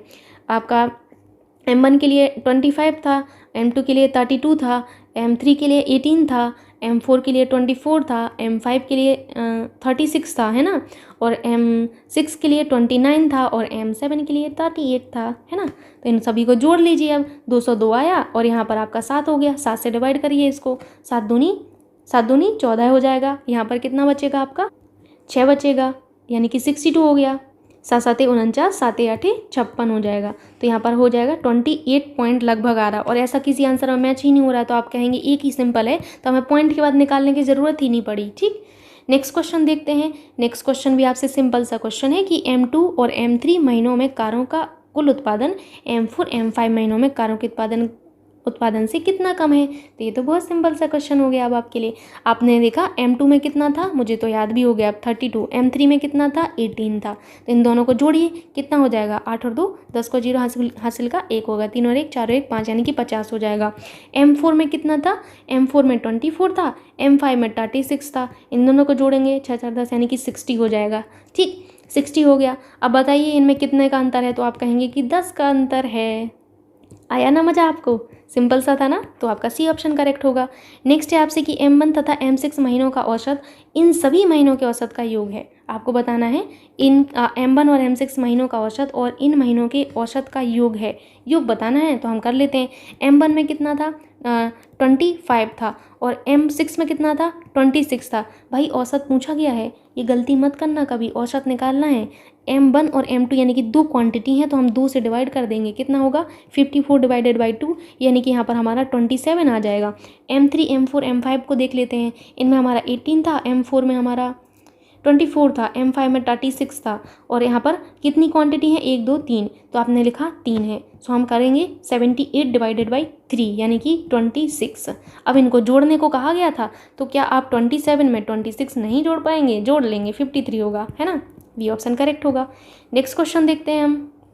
नेक्स्ट क्वेश्चन है आपसे, M5 महीनों में कारों का उत्पादन M3 महीनों में कारों के उत्पादन से कितना प्रतिशत अधिक है? सो सिंपल सा क्वेश्चन है अब आपके लिए। तो M5 महीनों में कार का उत्पादन देखिए, M5 महीने में कितना है, 36, और M3 महीने में कितना है, देखिए 18 है। तो अब आप परसेंट नहीं निकाल पाएंगे, तो पहले तो देखिए 18 है, फिर 36 है, तो कितने अधिक है? परसेंट तो हम बाद में निकालेंगे, पहले हम ये तो देख लें कितना अधिक है। तो आप कहेंगे 18 दूनी 36 होता है, तो आपका 18 अधिक है। अब आपको ये देखना है नीचे कौन सी वैल्यू आएगी, सबसे ज़्यादा कन्फ्यूजिंग यही होता है। तो मैंने आपको कई बार समझाया है, मैंने वीडियोज़ में आपको बताया है कि M3 महीनों के कारों के उत्पादन से, किससे, से, का, की, के, तो नीचे आ जाएगा, M3 नीचे आ जाएगा। हमें निकालना है परसेंट, तो हम 100 से मल्टीप्लाई कर देंगे। परसेंट अपने साथ जो है लेकर चलता है 100 को, ठीक। तो आपको क्या करना है, 18, और M3 में कितना है, 18 ही है, और ये 100 हो जाएगा, यानी कि आपका यहाँ पर आंसर 100% ही आ जाएगा। सिंपल सा है, तो आपका डी ऑप्शन करेक्ट होगा। नेक्स्ट क्वेश्चन भी देख लेते हैं, बड़ा मज़ेदार सा क्वेश्चन है ये भी, और बहुत ही सिंपल क्वेश्चन होते हैं। आपको जो है बिल्कुल टेंशन वेंशन नहीं लेना है, ठीक है, मज़े से पढ़ना है सारे क्वेश्चंस को। पहले मैं क्वेश्चन आपको पढ़ा देती हूँ। किसी नगर के 5 school A, B, C, D और E में शिक्षकों और छात्रों की संख्या दिए गए बार ग्राफ के माध्यम से दर्शाया गया है, जहाँ छात्रों की संख्या 10 के आवर्ती के रूप में प्रस्तुत की गई है, और इस बार ग्राफ का अध्ययन कर नीचे दिए गए प्रश्नों का उत्तर दें। हम बिल्कुल उत्तर दे के रहेंगे, है ना। तो आप देख लीजिए, ये स्कूल हैं, और यहाँ पर जो है आपकी संख्या दर्शाई गई है, शिक्षकों और छात्रों की आपकी जो है संख्या यहाँ पर दर्शाई गई है, ठीक। देख लिया आपने। अब देखिए आप क्वेश्चन क्या कह रहा है। क्वेश्चन आपका ये कह रहा है, पहले तो ये देख लीजिए, ये डार्क किसको शो करता है और लाइट वाला किसको। जो लाइट वाला है ना, ये छात्र हैं, ये लाइट वाले छात्र हैं, है ना। टीचर क्या है, आपका डार्क वाला है, टीचर क्या है, डार्क वाला है, ठीक। अब हम देखते हैं क्वेश्चन को। क्वेश्चन क्या कह रहा है आपका, निम्नलिखित किस स्कूल में शिक्षकों का छात्रों के साथ अनुपात उच्चतम है? तो आपको ऑप्शन जो दिए गए हैं, इन ऑप्शन को ही आपको सॉल्व करना है। आपको हर एक पर नहीं जाना, जो ऑप्शन दिए गए हैं उनको देख लीजिए। छात्र शिक्षक का अनुपात आपको दिया गया है, तो आप देखेंगे सबसे पहले बी में देखिए। तो आपने बी में देखना है, बी में कितना है, 70 है। अब लेकिन आपको ये देखना है, देखिए मैं ध्यान से आपको दिखा देती हूँ, छात्रों की संख्या 10 के अपवर्त के रूप में, किसके रूप में है, 10 के अपवर्त के रूप में। इस लाइन को आपको जो है अपना गांठ बांध लेना है, ठीक है, कि आपके 10 के आवर्त के रूप में है। यानी कि अगर मैं यहाँ पर स्कूल में आपके जो है शिक्षकों और छात्रों का अनुपात निकालूंगी, तो कैसे निकालूंगी, तो मैं कहूँगी आपके छात्रों की संख्या कितनी होगी, तो आप कहेंगे 70 आपका जो है ग्राफ में दिया गया है। देखिए ये 70 आपको दिया गया है, कितना है, 70 है। तो आप कहेंगी कि 70 होगी यहाँ पर छात्रों की संख्या, लेकिन 10 के अपवर्त के रूप में, यानी कि 10 से मल्टीप्लाई। और हमें निकालना किससे, शिक्षकों से। तो आपने शिक्षकों को नीचे कर दीजिए, 50 होगा। अनुपात आप नहीं निकाल पाएंगे, निकाल ही लेंगे, अब तो आसान है आपके लिए। तो अनुपात कितना होगा, यहाँ पर आपका 14 हो जाएगा, है ना, याद रखिएगा 14। अब हम डी पर मूव करते हैं, डी वाले को भी देख लेते हैं। डी में देखिए आप लोग, डी में आपने देखा तो छात्रों की संख्या हमारी कितनी है, 60 है। कितनी है, 60 है, यानी कि 60 मल्टीप्लाई बाई 10 डिवाइडेड बाई आपका 40, अनुपात आपको निकालना है। तो ये कितना होगा, 0 से 0 कट गया, ये 15 आया, है ना। अब हम ई को देखेंगे, ई को भी देख लेते हैं। 90 है ई में, 10 से मल्टीप्लाई करेंगे क्योंकि 10 के अपवर्त के रूप में है, और यहाँ पर आपका 70 है आपके शिक्षकों की संख्या। तो ये कितना हो जाएगा, 12.85 हो जाएगा। सी को भी सॉल्व कर लेते हैं भाई, सी में आपका कितना आएगा, तो सी में आपका 80 है, 10 से मल्टीप्लाई करेंगे, और 60 आपका टीचर्स हैं, तो आपका 13.3 होगा। तो सबसे हाईएस्ट किस में आया है, अभी तक डी में आया है 15, है ना। तो आपका कौन सा ऑप्शन सही होगा, 86 का बी। सो मूव करते हैं अभी नेक्स्ट क्वेश्चन पर, जो कि हमसे है कि 5 स्कूलों ABCDE में छात्रों के शिक्षकों के साथ अनुपातों का समानुपात ज्ञात कीजिए, ठीक। तो यहाँ पर हम ज्ञात कर लेते हैं। आपको कहा गया ABCDE स्कूल में छात्र, तो पहले तो छात्र देख लीजिए। तो आपके ए में कितने हैं, तो आप देख लीजिए यहाँ पर एक बार और, ए में 50 हैं, बी में 70 हैं, और सी में 80 हैं, डी में आपके जो है 60 हैं, और ई में आपके कितने हैं, ई में आपके सबसे ज़्यादा है 90 हैं, ठीक। तो यहाँ पर मैं आपको छात्रों की संख्या और शिक्षकों की संख्या का समानुपात बताती हूँ। तो यहाँ पर क्या होगा, 50 गुणा 10 से मल्टीप्लाई करेंगे क्योंकि 10 का अपवर्त है, डिवाइडेड बाई आपके टीचर्स कितने हैं, 30 हैं, अनुपात आप कर देंगे 70 मल्टीप्लाई बाई 10 करेंगे, डिवाइडेड बाई आप 50 करेंगे, अनुपात आपसे पूछा गया है क्वेश्चन के अकॉर्डिंग आप चलिए। तो यहाँ पर क्या होगा, यहाँ पर आपका अगला जो वैल्यू है वो कितना है, 70 हो गया। यहाँ पर एक चीज़ मैंने मिस कर दी, यहाँ पर देखिए AD कहा गया है, ADBC और फिर E, तो पहले ए का लिखिए, पहले किसका लिखेंगे, ए का लिखेंगे। तो यहाँ पर एक बार मैं लिख लेती हूँ तो मुझे भी दिक्कत नहीं होगी, किसका, ए, फिर D, फिर B और फिर C, फिर E का लिखना है। तो ए का देखिए, ए का क्या होगा, 50 गुणा 10/30, ठीक है, अनुपात। अब डी पर मूव करेंगे, डी हमारा ये वाला है, यानी कि 60 गुणा 10/40 होगा अनुपात। इसके बाद बी का देखना है, यही तो गड़बड़ कर देते हैं हम लोग, जैसे मैंने अभी किया था, तो आप ये गड़बड़ मत करिएगा, देख लीजिएगा सीक्वेंस आपका। उसके बाद आपका बी हो गया, फिर आपको सी लिखना है। सी में हमारा क्या है, 80 मल्टीप्लाई बाई 10 डिवाइडेड बाई कितना हो जाएगा, 60 हो जाएगा। और फिर लास्ट में हमें ई लिखना है, 90 मल्टीप्लाई बाई 10 डिवाइडेड बाई 70। बस इसको हमें सॉल्व कर लेना है। ये क्या होगा, यहाँ पर 50/3 हो जाएगा। और इसको हमने अभी सॉल्व किया है, ज़्यादा देर नहीं हुई है, तो ये हमारा 15 बना था, ये हमारा 14 बना है। और ये हमारा कितना हो जाएगा, यहाँ 0 से 0 कट गया, तो यहाँ पर क्या होगा, 40/3 हो जाएगा। और ये हमारा 90/7 हो जाएगा। अब हम क्या करते हैं, LCM ले लेते हैं। तो कितना आ जाएगा, 21 आ जाएगा यहाँ पर। अब 21 से करिए, 30 आते 21 यानी कि 7 बार जाएगा, 7 पन्ना 35, 350 यहाँ पर हो गया। अब यहाँ 15 से करिए, तो 15 से करने पर कितना होगा आपका, आप देख लीजिएगा, यहाँ पर 1 होगा। जब 21 में 15 से गुणा करेंगे तो कितना होगा, 315 आपका हो जाएगा। तो यहाँ पर 315 लिख लीजिए। फिर यहाँ पर 1 है नीचे, फिर 14 मल्टीप्लाई बाई 21 करिए तो आपका 294 बनेगा। यहाँ पर बिल्कुल सिंपल सी कैलकुलेशन है, यहाँ पर आपको कुछ दिमाग नहीं लगाना है। फिर 3 से करिए तो 7 बार आपका भाग गया, 7 चौका 28 हो जाएगा, यानी कि यहाँ पर 280 हो जाएगा। प्लस आपका क्या है यहाँ पर, सॉरी यहाँ पर अनुपात है, ये आपका अनुपात, ठीक, अनुपात 7 से फिर करेंगे, 7 या 21, 3 नाम 27, यानी कि यहाँ पर आपका 270 हो जाएगा। तो यही आपका अनुपात आ गया, 350 अनुपात आपका 315, ये समानुपात आपने निकाला, 294, 280 और 270। अब ऑप्शन मैच कर लीजिए, किसी आपका ऑप्शन में कोई ना कोई ऑप्शन ऐसा होगा जो आपका मैच कर रहा होगा। तो मुझे तो दिख ही गया है, सी ऑप्शन आपका मैच हो रहा है ना, तो ये करेक्ट आंसर हो गया आपका। सिंपल सा क्वेश्चन था, समानुपात आपको बताना था। नेक्स्ट क्वेश्चन आपसे ये है, 1 मिनट में आपको पूरा क्वेश्चन अच्छे से दिखा देती हूँ। अभी आपको क्वेश्चन दिख रहा होगा ठीक से। क्वेश्चन ये है कि यदि स्कूल ई के 20% छात्र समान रूप से विभाजित कर स्कूल ए और सी में स्थानांतरित किए जाते हैं तथा उनके 10% शिक्षक स्कूल ई में स्थानांतरित किए जाते हैं, तो निम्नलिखित में से किस स्कूल के छात्र शिक्षक का अनुपात डी के छात्र शिक्षक अनुपात के निकटतम होगा। तो यहाँ पर देखिए, आपसे जो क्वेश्चन कहा गया है आप वो कर लीजिए पहले। स्कूल ए में कितने शिक्षक हैं, तो स्कूल ए में जो आपके शिक्षक हैं, स्कूल ए में शिक्षक, स्कूल ए में पूरा ये आपका क्वेश्चन किससे सॉल्व होगा, जो आपका ग्राफ दिया है उससे सॉल्व हो जाएगा, कुछ आपको ज़्यादा नहीं करना है, 30 है।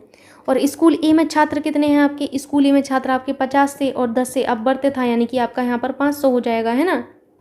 अब कह रहे हैं स्कूल ई के 20%, तो स्कूल ई के छात्र देख लीजिए पहले, स्कूल ई के छात्र कितने हैं आपके, स्कूल ई के छात्र आपके 90 गुणा 10 यानी कि आपके 900 थे। अब इस 900 का आपसे कह रहे हैं 20%, 900 का 20% निकाल लीजिए, सिंपल सा आ जाएगा आप यहाँ पर आपका, ठीक, 9 दूनी 18 यानी कि 180 आया। अब जो ये 180 आया है वो कह रहे हैं कि 20% छात्र समान रूप से आपके स्कूल ए और स्कूल सी में स्थानांतरित कर दिए गए। किस में, स्कूल ए में और स्कूल सी में। तो स्कूल ए में छात्रों की संख्या आपकी कितनी थी, 500 थी। अब इसमें आपका समान रूप से मतलब क्या है, 90-90, समान रूप का मतलब क्या है, 90-90, 90 ए में और 90 ही आपके सी में गए, 90 ही सी में गए। जब इसमें 90 जाएंगे तो आपके कितने हो जाएंगे, 590 हो जाएंगे, है ना। अब कह रहे हैं कि उनके 10% शिक्षक स्कूल ए में स्थानांतरित किए जाते हैं तथा उनके 10% शिक्षक स्कूल ए में स्थानांतरित किए जाते हैं। तो स्कूल ए में शिक्षक आपके 30 थे, 10% आपके शिक्षक स्थानांतरित किए जाते हैं, यानी कि 70 का 10% कितना होगा? 70, देखिए 70 टीचर थे ना, तो उनका 10% कितना होगा? सिंपल सा आप जो है कैलकुलेट नहीं कर पाएंगे, आपका क्या होगा? 7 होगा, यानी कि 37 यहाँ पर टीचर बन गए आपके। ठीक, अब स्कूल सी में आपके जो विद्यार्थी थे, कुल छात्र स्कूल सी में कुल छात्र आपके कितने थे? कुल छात्र आपके 800 थे, 80 गुणा 10 यानी कि 800 थे। और 800 जो आपके थे, 800 छात्र जो थे उनमें आपने 90 तो भेज दिए, तो आपके कितना हो जाएगा? यहाँ पर 890 हो गया। ठीक, अब निकाल लीजिए, बिल्कुल सिंपल सा क्वेश्चन बन गया। यहाँ से पूरा आपका जो डायग्राम दिया है उसमें बेस्ड है क्वेश्चन, टफ तो बिल्कुल नहीं है। स्कूल सी में छात्र शिक्षक अनुपात निकाल लेंगे हम। स्कूल सी में छात्र शिक्षक अनुपात, स्कूल में छात्र कितने हैं? आपने कहा कि मैम 890 है। मैं पेन थोड़ा सा डार्क कर लेती हूँ क्योंकि बहुत ज़्यादा यहाँ पर लिखा हुआ है, इसीलिए। छात्र शिक्षक कितने हैं? तो शिक्षक आपने कहा मैम 60 हैं।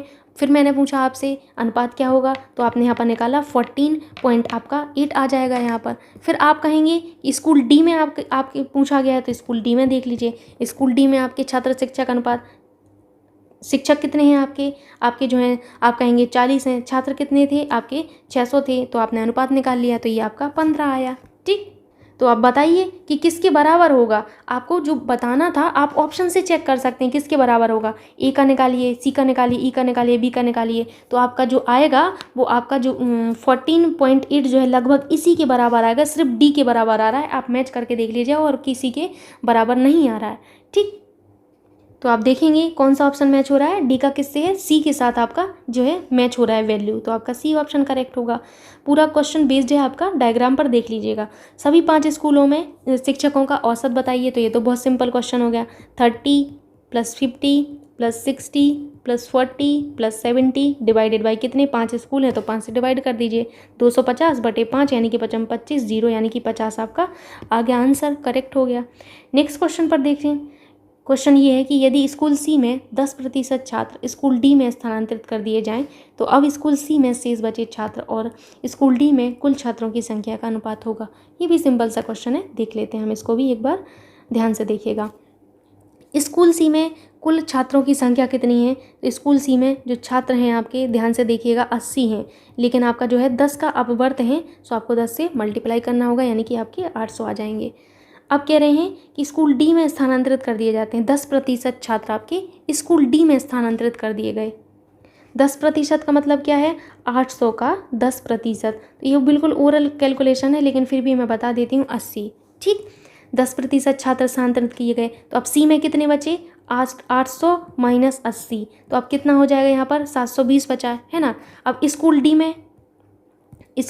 डी में छात्रों की संख्या कितनी है? 60 गुणा 10 का अपवर्त हैं, तो आपके 600 तो थे ही, और आपके 80 छात्र यहाँ से ट्रांसफ़र किए गए हैं, तो 600 थे और 80 आपके भेजे गए। क्वेश्चन के अकॉर्डिंग देखिए, डी में स्थानांतरित किए गए हैं सी के 10%, सी का 10% 80 था, तो कितना हो गया यहाँ पर? 680 हो गया, है ना, 680 हो गया। अब आपसे यही अनुपात पूछा है कि सी के शेष 720 हैं, डी के कुल 680 हैं, तो आपने 720 को 680 से अनुपात निकाल लेना है। तो ये तो बहुत सिंपल बन गया अब आपके लिए। तो ये क्या हो जाएगा आपका? 0 से 0 कैंसिल, 2 से कट करिए, 2 तिया 6, एक बार जाएगा, तो 2 छक्का 12, फिर 2 तिया 6, 2 चौको 8, फिर 2 से कट करिए, 18 दूनी 36, 18 दूनी 36 और 17 दूनी 34, यानी कि 18:17 आ रहा है। कोई ऑप्शन मैच हो भी रहा है कि नहीं? डी ऑप्शन आपका मैच हो रहा है, देखिए डी आपका करेक्ट है। मूव करते हैं नेक्स्ट क्वेश्चन पर, जो कि आपसे जो है तालिका से ही रिलेटेड क्वेश्चन है कि दी गई तालिका का अध्ययन करें और दिए गए प्रश्नों का उत्तर दें। 5 वर्षों में QRST इन 4 विद्यालयों से वार्षिक परीक्षा में उपस्थित ए और उत्तीर्ण आपके जो हैं P छात्रों की संख्या प्रदर्शित की गई है। सो हम एक बार देख लेते हैं। ये आपका यहाँ पर दिया गया है QRST। ठीक, वर्ष यहाँ पर दिए गए हैं। अब हम क्वेश्चन को देखते हैं। क्वेश्चन कह रहा है आपसे कि वर्ष 2014-2018 में विद्यालय क्यू में उत्तीर्ण होने वाले छात्रों की कुल संख्या 2017 में विद्यालय आर और एस में उपस्थित छात्रों की कुल संख्या से कितना प्रतिशत कम है, ये आपको यहाँ पर बताना है। तो आप आसानी से बता सकते हैं, कोई बड़ी बात इसमें है नहीं। तो ये देख लीजिए, कह रहे हैं कि 2014 ये आपका 2014 रहा, 2014 और 2018 में क्यू में उत्तीर्ण होने वाला छात्र, क्यू में आपके क्यों कितने उत्तीर्ण हुए हैं, तो ये देखिए पूरा क्यू का डेटा है, क्यू का डेटा है। अब आपको उत्तीर्ण देखने हैं, तो उत्तीर्ण आपके किस में दिखाए गए हैं, पी में दिखाए गए हैं। तो यानी कि आपको पी वाला सेगमेंट यहाँ पर कैच करना है, ये वाला सेगमेंट आपको उठाना है ना, यही वाला आप सेगमेंट उठाएंगे। और आपको कौन सा ईयर देखना है, 2014 का ईयर देखना है और 2018 का ईयर देखना है। तो आपके कितने कुल छात्र हो गए, 240 प्लस आपके 320। यहीं पर कर लिया करिए, अलग से मत लिखा करिए, 560 हो जाएगा। अब कह रहे हैं कि क्वेश्चन क्या कह रहा था, 2017 में विद्यालय आर और एस में उपस्थित छात्र, आर और एस, तो पहले मैं पेन का कलर चेंज कर लेती हूँ, आर और एस, ये आर रहा और ये एस रहा, और किस वर्ष में, 2017 में। तो आर और एस में आपके जो है उपस्थित छात्र, तो उपस्थित आपके ई में बताए गए हैं, तो आपका 420 हो जाएगा यहाँ पर। और यहाँ पर आगे क्या हो जाएगा, आर और एस में उपस्थित छात्र, ये हो जाएंगे 380। जोड़ दीजिए 420 380, जोड़िए इन दोनों को, 0 8 और 2 10 को 0, 10 का 0 हासिल की क्या होगी, 1 हो गई, 4 3 7 और 1 8, यानी कि ये 800 आया आप लोगों का। और जो पहले वैल्यू आई थी वो कितनी, 560 आई थी। तो आप जो है बता नहीं पाएंगे यहाँ पर, जो क्वेश्चन आपसे पूछ रहा है, क्वेश्चन आपसे यही पूछ रहा है कि 2014-2018 में क्यू में उत्तीर्ण छात्रों की कुल संख्या, तो आपने कहा हमारी कुल संख्या 560 आई थी। और आर और एस में तो आपने कहा कि यहाँ पर उपस्थित छात्रों की कुल संख्या हमारी 800 आई थी, है ना, 800 ही थी। तो बता नहीं पाएंगे कितना प्रतिशत कम है, बताइए आप लोग, 500, 800 और ये आपका 560 है, कितना कम है प्रतिशत में तो हम बाद में बताएंगे, पहले हम ये देख लेते हैं कितना कम है। 240 कम है, 240 कम है। नीचे कौन सी वैल्यू आएगी, जिससे पूछा गया है, तो हमारा 800 से पूछा गया है, और प्रतिशत के लिए हम 100 से गुणा कर देते हैं, देख लीजिएगा 8 या 24, यानी कि 30% आपका आंसर आएगा। मैच हो रहा है, हाँ सी ऑप्शन मैच हो रहा है। नेक्स्ट क्वेश्चन आपसे ये है, ध्यान से देखिएगा, 2017 में विद्यालय क्यू से और 2018 में विद्यालय एस से उपस्थित छात्रों की संख्या, 2018 में विद्यालय आर से और 2014 में विद्यालय टी से उत्तीर्ण होने वाले छात्रों की कुल संख्या का अनुपात ज्ञात करें। तो इसमें देखिए आपको घबराना नहीं है, जो आपको डायग्राम वहाँ पर जो आपको दिया गया था, जो टेबल, उसमें आपको बस ध्यान लगाना है खाली। तो अब इन्होंने जो कहा है, मैं इसको आपको बता देती हूँ। 2017 में क्यू से और 2018 में एस से उपस्थित छात्रों की संख्या, तो आप देखिए 2017 को आप देख लीजिए, ये आपका 2017 का ब्लॉक रहा।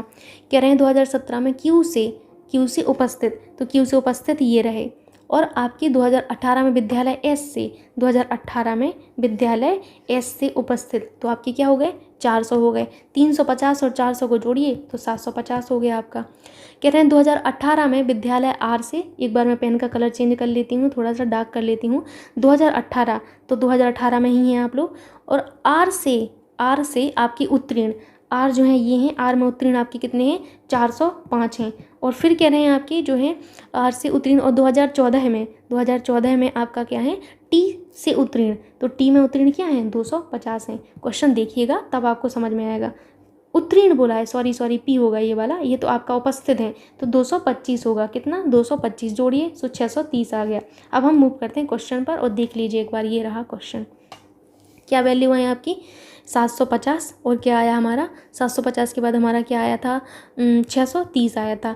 अनुपात आपसे पूछा गया है, तो 750 अनुपात हम 630 कर नहीं पाएंगे, अब तो हम आसानी से कर लेंगे, है ना। तो कर लीजिए इसको सॉल्व, 3 से ही कटेगा, 3 दूनी 6 और 3 5 15, 3 दूनी 6, 3 एकम 3, 25 अनुपात 21 आपका आंसर आया। कोई मैच भी हो रहा है, हाँ डी ऑप्शन मैच हो रहा है। नेक्स्ट क्वेश्चन देखिए आप लोग, नेक्स्ट क्वेश्चन है आपसे, छात्रों की संख्या 2014 और 2017 में विद्यालय एस से उत्तीर्ण होने वाले छात्रों की कुल संख्या, 2015, 16, 17 में विद्यालय टी से उपस्थित छात्रों की संख्या के 90% का कितना होगा। तो ये देखिए सिंपल सा क्वेश्चन है, बस आपको इसी पर ध्यान लगाना है अपना। अब देखते हैं हम क्या कह रहे हैं। 2014 को आप यहाँ पर देख लीजिए, ये आपके 2014 की लाइन है। फिर कह रहे हैं 2017, हम देखते हैं 2017 कौन सा है। 1 मिनट, पेन का कलर चेंज कर रही मैं, ये वाला आपका ब्लॉक है, ठीक। फिर कह रहे हैं कि एस में उत्तीर्ण, हम एस को देख लेते हैं भाई, एस हमारा क्या है, ये है एस में उत्तीर्ण, तो ये तो देखिए उपस्थित थे, और पी वाले हमारे उत्तीर्ण को दर्शा रहे थे, तो ये वाला उत्तीर्ण है, यानी कि 273 आपके प्लस 247, जोड़िए इनको तो सिंपल सी कैलकुलेशन है, 520 आ जाएगा यहाँ पर, है ना। अगला क्या कह रहे थे, 2015, अब मैं पेन का कलर चेंज कर रही हूँ, 2015, तो ये 2015 का हमारा ब्लॉक है। 2016 ये हमारा ब्लॉक है, और आपके 2017 ये वाला ब्लॉक, इसमें आपके टी में उपस्थित छात्रों, टी जो है आपका ये वाला टी वाला कॉलम ये है, टी में उपस्थित, तो टी में उपस्थित ये वाले छात्र आपके, तो आपने कहा 300, 320 और आपके 350, सभी को जोड़िए, सभी को जोड़ा तो 970 आया। कह रहे हैं इसका 90%, इसका 90% हम 1 मिनट में निकाल लेंगे। कितना होगा? 963 की 3 हासिल की 6 हो जाएगा, 9 में 81 और 6 कितना हो जाएगा? 81 और 6 87, 87 हो जाएगा। ठीक, यही होगा ना। तो ये आपसे पूछा गया था, तो आपको इतनी वैल्यू उठा के अब ले जानी है वहाँ पर। अब चलते हैं क्वेश्चन पर जो आपसे कह रहा था, इतना तो हमने निकाल लिया। कह रहे हैं कि आपके जो हैं उपस्थित छात्रों की कुल संख्या 90% का कितना प्रतिशत है, तो आपने 90% निकाल लिया। कितना आया था? 873 आया था, है ना। और कह रहे हैं कि आपका जो है पहले की वैल्यू कितनी आई थी? आपने 520 देखी थी। अब देखिए, छात्र 2014-2017 में एस में उत्तीर्ण होने वाले छात्रों की कुल संख्या 520, 2015, 2016, 2017 में विद्यालय टी से उपस्थित छात्रों की कुल संख्या के 90% का कितना प्रतिशत है? तो आपने कहा 520, किसका पूछा गया है? 90% का। तो ये वैल्यू हमारी नीचे आ जाएगी और मल्टीप्लाई बाई 100 कर देंगे, जो आपका आंसर आएगा यहाँ पर वही आपका जो है बिल्कुल करेक्ट आंसर होगा। तो 59.56 आएगा। मैंने करके देखा है, देख लीजिएगा। सो आपका कौन सा ऑप्शन मैच होता है? आपका ऑप्शन जो मैच हो रहा है 59 पॉइंट, कौन सा हो रहा है मैच? 6, यही वाला मैच हो रहा है ना, ये वाला मैच होगा बी। ठीक, नेक्स्ट क्वेश्चन पर मूव करते हैं। सो नेक्स्ट क्वेश्चन भी यहाँ पर हम देख लेते हैं, आपका इसी से रिलेटेड है जो आपका पिछला जो टेबल दी गई है। छात्रों की संख्या 2015 से 2017 तक विद्यालय आर में उत्तीर्ण होने वाले छात्रों की औसत संख्या और 2015 में विद्यालय क्यू में उत्तीर्ण छात्रों की संख्या का अंतर x है। x की वैल्यू आपको बताना है। ये भी हम बता लेंगे, कोई बड़ी बात है नहीं है आपसे। तो वर्ष 2015-2017 तक विद्यालय आर में उत्तीर्ण होने वाले छात्रों का औसत निकाल लेते हैं। तो 285, 288 होगा और 294 होगा। औसत निकालना है, 3 है तो 3 कर देंगे। 867 डिवाइडेड बाई 3 होगा और यहाँ पर क्या होगा? 2, 8, 9 ये होगा। फिर 2015 में क्यू में उत्तीर्ण छात्रों की संख्या कितनी है? 320 है। अंतर आप निकाल लीजिए, सिंपल सी बात है, 31 आएगा आपका अंतर। तो आपका 31 करेक्ट होगा। नेक्स्ट क्वेश्चन आपका क्या है? 2016 में सभी विद्यालय में उत्तीर्ण छात्रों की संख्या। तो 2016 को हम देख लेते हैं भाई, 2016 को देख लेते हैं। ये है 2016, इसमें उत्तीर्ण सभी छात्र। उत्तीर्ण वाला हमारा कौन सा ब्लॉक था? ये वाला था, है ना। दूसरा वाला ब्लॉक हमारा उत्तीर्णता को दर्शा रहा था। 288, 264, ये इन सबको जोड़ लीजिए। 286 प्लस 288 प्लस 264 प्लस 256 जोड़ेंगे तो 1094 आएगा आपका। ठीक, सो आपका कौन सा ऑप्शन मैच होता है? 1094 आपका फर्स्ट ही मैच हो गया। नेक्स्ट क्वेश्चन है आपका, अब यहाँ पर फिर से आपको ग्राफ से रिलेटेड प्रश्न है। निम्नलिखित तालिका का अध्ययन करें और उसके आधार पर प्रश्नों का उत्तर दें। इसको भी हम फटाफट से देख लेते हैं, सब आसान है। ठीक है, दिए गए वर्षों में प्रति वर्ष एक कंपनी का व्यय आपको लाख रुपए में दर्शाया गया है। देख लीजिए भाई, इनका व्यय देख लीजिए, इतना भयंकर व्यय है इनका। ठीक, अब हम क्वेश्चन को देखते हैं, क्वेश्चन को ही देखना है हमें बस। क्वेश्चन आपसे ये है कि दी गई अवधि के दौरान कंपनी द्वारा दिए गए करों की कुल राशि इस अवधि के दौरान दिए गए वेतन की कुल राशि का लगभग कितना प्रतिशत है। तो हम यहाँ पर पहले हम अपनी टेबल को देख लेते हैं। ठीक, ये हमारी टेबल है। कह रहे हैं हमसे कि दी गई अवधि के दौरान कंपनी द्वारा दिए गए करों की कुल राशि, तो कर ये हैं हमारे, इनका कुल आप नहीं निकाल पाएंगे, इन सबको यहीं पर जोड़ लीजिए तो 451 आएगा। क्वेश्चन आपसे जो कहा गया था, कह रहा था कि दिए गई अवधि के दौरान कंपनी द्वारा दिए गए करों की कुल राशि, तो ये कर थे, कुल निकालने के लिए हम जोड़ते हैं तो आपका 450 बना गया यहाँ पर। फिर कह रहे हैं दी गई अवधि के दौरान कंपनी द्वारा दिए गए वेतन की कुल राशि, वेतन वाला हमारा ये वाला आपका है। देखिए अलग से मत लिखिएगा, एग्जाम में बहुत बड़ी गलती करते हैं आप लोग। 288, 342 फिर जोड़ेंगे इन सबको, यहीं पर जोड़ लिया करिए आसानी से। इस तरीके से आप जोड़ नहीं पाएंगे, 8 और 2 10 और 4 14 और 6 कितना हो जाएगा 20 और 0 है ही तो 0 आएगा लास्ट में। तो इस तरीके से जोड़ेंगे तो आपका 1710 यहाँ पर बनेगा। अब आप प्रतिशत नहीं निकाल पाएंगे यहाँ पर। कितना सिंपल क्वेश्चन बन गया आपके लिए ये। देखते हैं अब हम, जो हमसे कहा गया था, हमसे कह रहे थे कि दी गई अवधि के दौरान कंपनी द्वारा दिए गए कुल कर की राशि, तो हमने निकाला 451 है भाई। इस अवधि के दौरान दिए गए वेतन की कुल राशि, तो हमने कहा आपका 1710 आया था। तो आप निकाल नहीं पाएंगे प्रतिशत कितना है। तो आप कहेंगे कि 451, और जिससे पूछा गया है हम वो नीचे लिखेंगे। तो आपसे जिससे पूछा गया था किससे, कर से पूछा, सॉरी आपसे किस अवधि में, वेतन से पूछा गया था, तो वेतन हमारा नीचे आ जाएगा, कुल वेतन। हमें प्रतिशत निकालना है तो 100 को हम जोड़ देंगे यहाँ पर। अब आपका सॉल्व करिएगा 26 पॉइंट लगभग आएगा, तो आपका बी ऑप्शन करेक्ट होगा। ठीक, नेक्स्ट क्वेश्चन देखते हैं। नेक्स्ट क्वेश्चन भी सिंपल है। 1998 में इन सभी वस्तुओं पर कुल व्यय 2001 में कुल व्यय का लगभग कितना प्रतिशत है, हम क्वेश्चन को देखते हैं। ठीक, 1998 को देखिए, ये वाला आपका कॉलम है। कह रहे हैं 1998 में सभी वस्तुओं पर कुल व्यय, इन सबको जोड़ लीजिए। कुल व्यय कितना है सभी वस्तुओं पर, इन सबको जोड़िए आप। 288, 98, 3, 23.4, 83, इन सभी को जोड़ेंगे तो हमारा 495.4 आएगा। ठीक, फिर कह रहे हैं कि वर्ष 2001 में सभी वस्तुओं का कुल व्यय, तो वर्ष 2001 को देखिए, ये रहा 2001, वर्ष 2001 में वस्तुओं का कुल व्यय आपने निकाल लिया, इन सभी को जोड़ दीजिए तो कितना आ जाएगा आपका 597.08 आएगा। अब हम देखते हैं कि हमारा क्वेश्चन क्या कह रहा था। 1998 में सभी वस्तुओं का कुल व्यय आपने कहा कि 495.4 आया था, है ना, यही आया था। 2001 में आपने निकाला है 597.08। जब आप लोग मेरे साथ क्वेश्चन सॉल्व करते हैं तो आप कहते हैं मैम हमें सब समझ में आ रहा है, जब आप लोग खुद से कर रहे हैं तो क्यों नहीं बन रहा है। इतने सिंपल क्वेश्चन है। अब प्रतिशत निकालने के लिए मैंने बताया है, आपसे पूछा गया 2001 के कुल व्यय का काकी के सासी से आपको नीचे कर देना है, तो आपको 597 नीचे करना है 0.08, और आपका 495 ऊपर आएगा 0.4, और यहाँ पर आपको 100 से मल्टीप्लाई करना होगा परसेंटेज कैलकुलेट करने के लिए। 82 पॉइंट के लगभग, 82 पॉइंट आपका 97 के लगभग आएगा, तो बी ऑप्शन आपका करेक्ट होता है। कौन सा, बी ऑप्शन आपका करेक्ट होगा। कौन सा ऑप्शन करेक्ट होगा, बी ऑप्शन आपका करेक्ट होगा। नेक्स्ट क्वेश्चन देखते हैं। प्रति वर्ष बोनस की औसत राशि क्या है जो कंपनी में इस अवधि के दौरान चुकानी पड़ी। हम देख लेते हैं भाई, बोनस वाला कॉलम देख लेते हैं।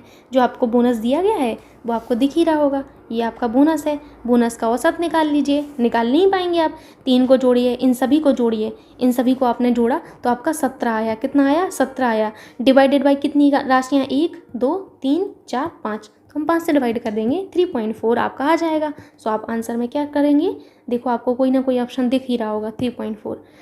नेक्स्ट क्वेश्चन आपसे है कि वर्ष 2000 में वेतन और कर पर व्ययों का अनुपात कितना है। तो हम 2000 को देख लेते हैं और वेतन देख लेते हैं और कर देख लेते हैं। वर्ष 2000 को देखिए, वेतन कितना है 324 है, कर कितना है 74 है। अनुपात आप नहीं निकाल पाएंगे, बिल्कुल निकाल लेंगे और मैं ये नहीं बताऊंगी, अब आप कर ही लोगे। 324 अनुपात आपका 74, निकाल लीजिए इसी को। ठीक है, लास्ट क्वेश्चन जो आज का हमारा है, उसके बाद फिर हमारा ख़त्म हो जाएगा। नेक्स्ट क्वेश्चन है आपका कि प्रति वर्ष वेतन की औसत राशि वर्ष 2002 में ईंधन और परिवहन पर व्यय राशि से कितना प्रतिशत अधिक है। देख लेते हैं इसको भी हम। कह रहे हैं, ध्यान से देखिएगा, प्रति वर्ष वेतन की औसत राशि, तो पहले हम वेतन की औसत राशि निकाल लेते हैं। आप देखिए, ये आपका वेतन रहा, वेतन की औसत राशि निकालिए, इन सभी को जोड़ दीजिए। इन सभी को अभी आपने जोड़ा है तो 1710 आया था, मुझे याद है अभी भी। और जितनी राशियाँ हैं 1, 2, 3, 4, 5 औसत के लिए हम उनसे डिवाइड कर देंगे, डिवाइड करेंगे 342 आएगा। कितना, 342। कह रहे हैं 2002 में, फिर से सुनिएगा आप लोग, 2002 में ईंधन और परिवहन, पहले तो 2002 को टारगेट करिए, ये वाली लाइन हमारी 2002 की है। कह रहे हैं ईंधन और, क्या कह रहे हैं, ईंधन और परिवहन। ईंधन को देखिए, ईंधन और परिवहन 142, बिल्कुल सिंपल सा है। कितना आया, 142। हम क्वेश्चन पर मूव करते हैं। क्या कहते थे, कह रहे थे क्वेश्चन हमसे ये कह रहे थे कि प्रतिवर्ष वेतन का औसत, तो आपने कहा कि औसत हमारा कितना आया है, हमारा यहाँ पर औसत जो आया था 342 आया था। 2002 में ईंधन और परिवहन पर व्यय 142 आया था। तो आप यहाँ पर कितना अधिक है नहीं निकाल पाएंगे, 142, 342। तो पहले तो ये देख लीजिए कितना अधिक है, तो सिंपल सा देखिए 200 दिख रहा है आपको, और जिससे पूछा गया है उसको आप नीचे कर दीजिए। तो आपने देखना है कि किससे पूछा गया है, 142 से पूछा गया है। प्रतिशत के लिए हम 100 से मल्टीप्लाई कर देंगे, इनको जब आप सॉल्व करेंगे 142.8% आएगा। सो ये रहा आज का आपका पूरा प्रैक्टिस सेट। बोलो सत्यनारायण भगवान की जय। आशा करती हूँ कि आपको समझ में आया होगा और आपको अच्छा भी लगा होगा। सो प्लीज़ वीडियो को लाइक करना एंड शेयर करना ना भूलिएगा, इतनी मेहनत आप सभी के लिए हो रही है। प्लीज़ आप वीडियो को लाइक कर दिया करिए। Thank you so much.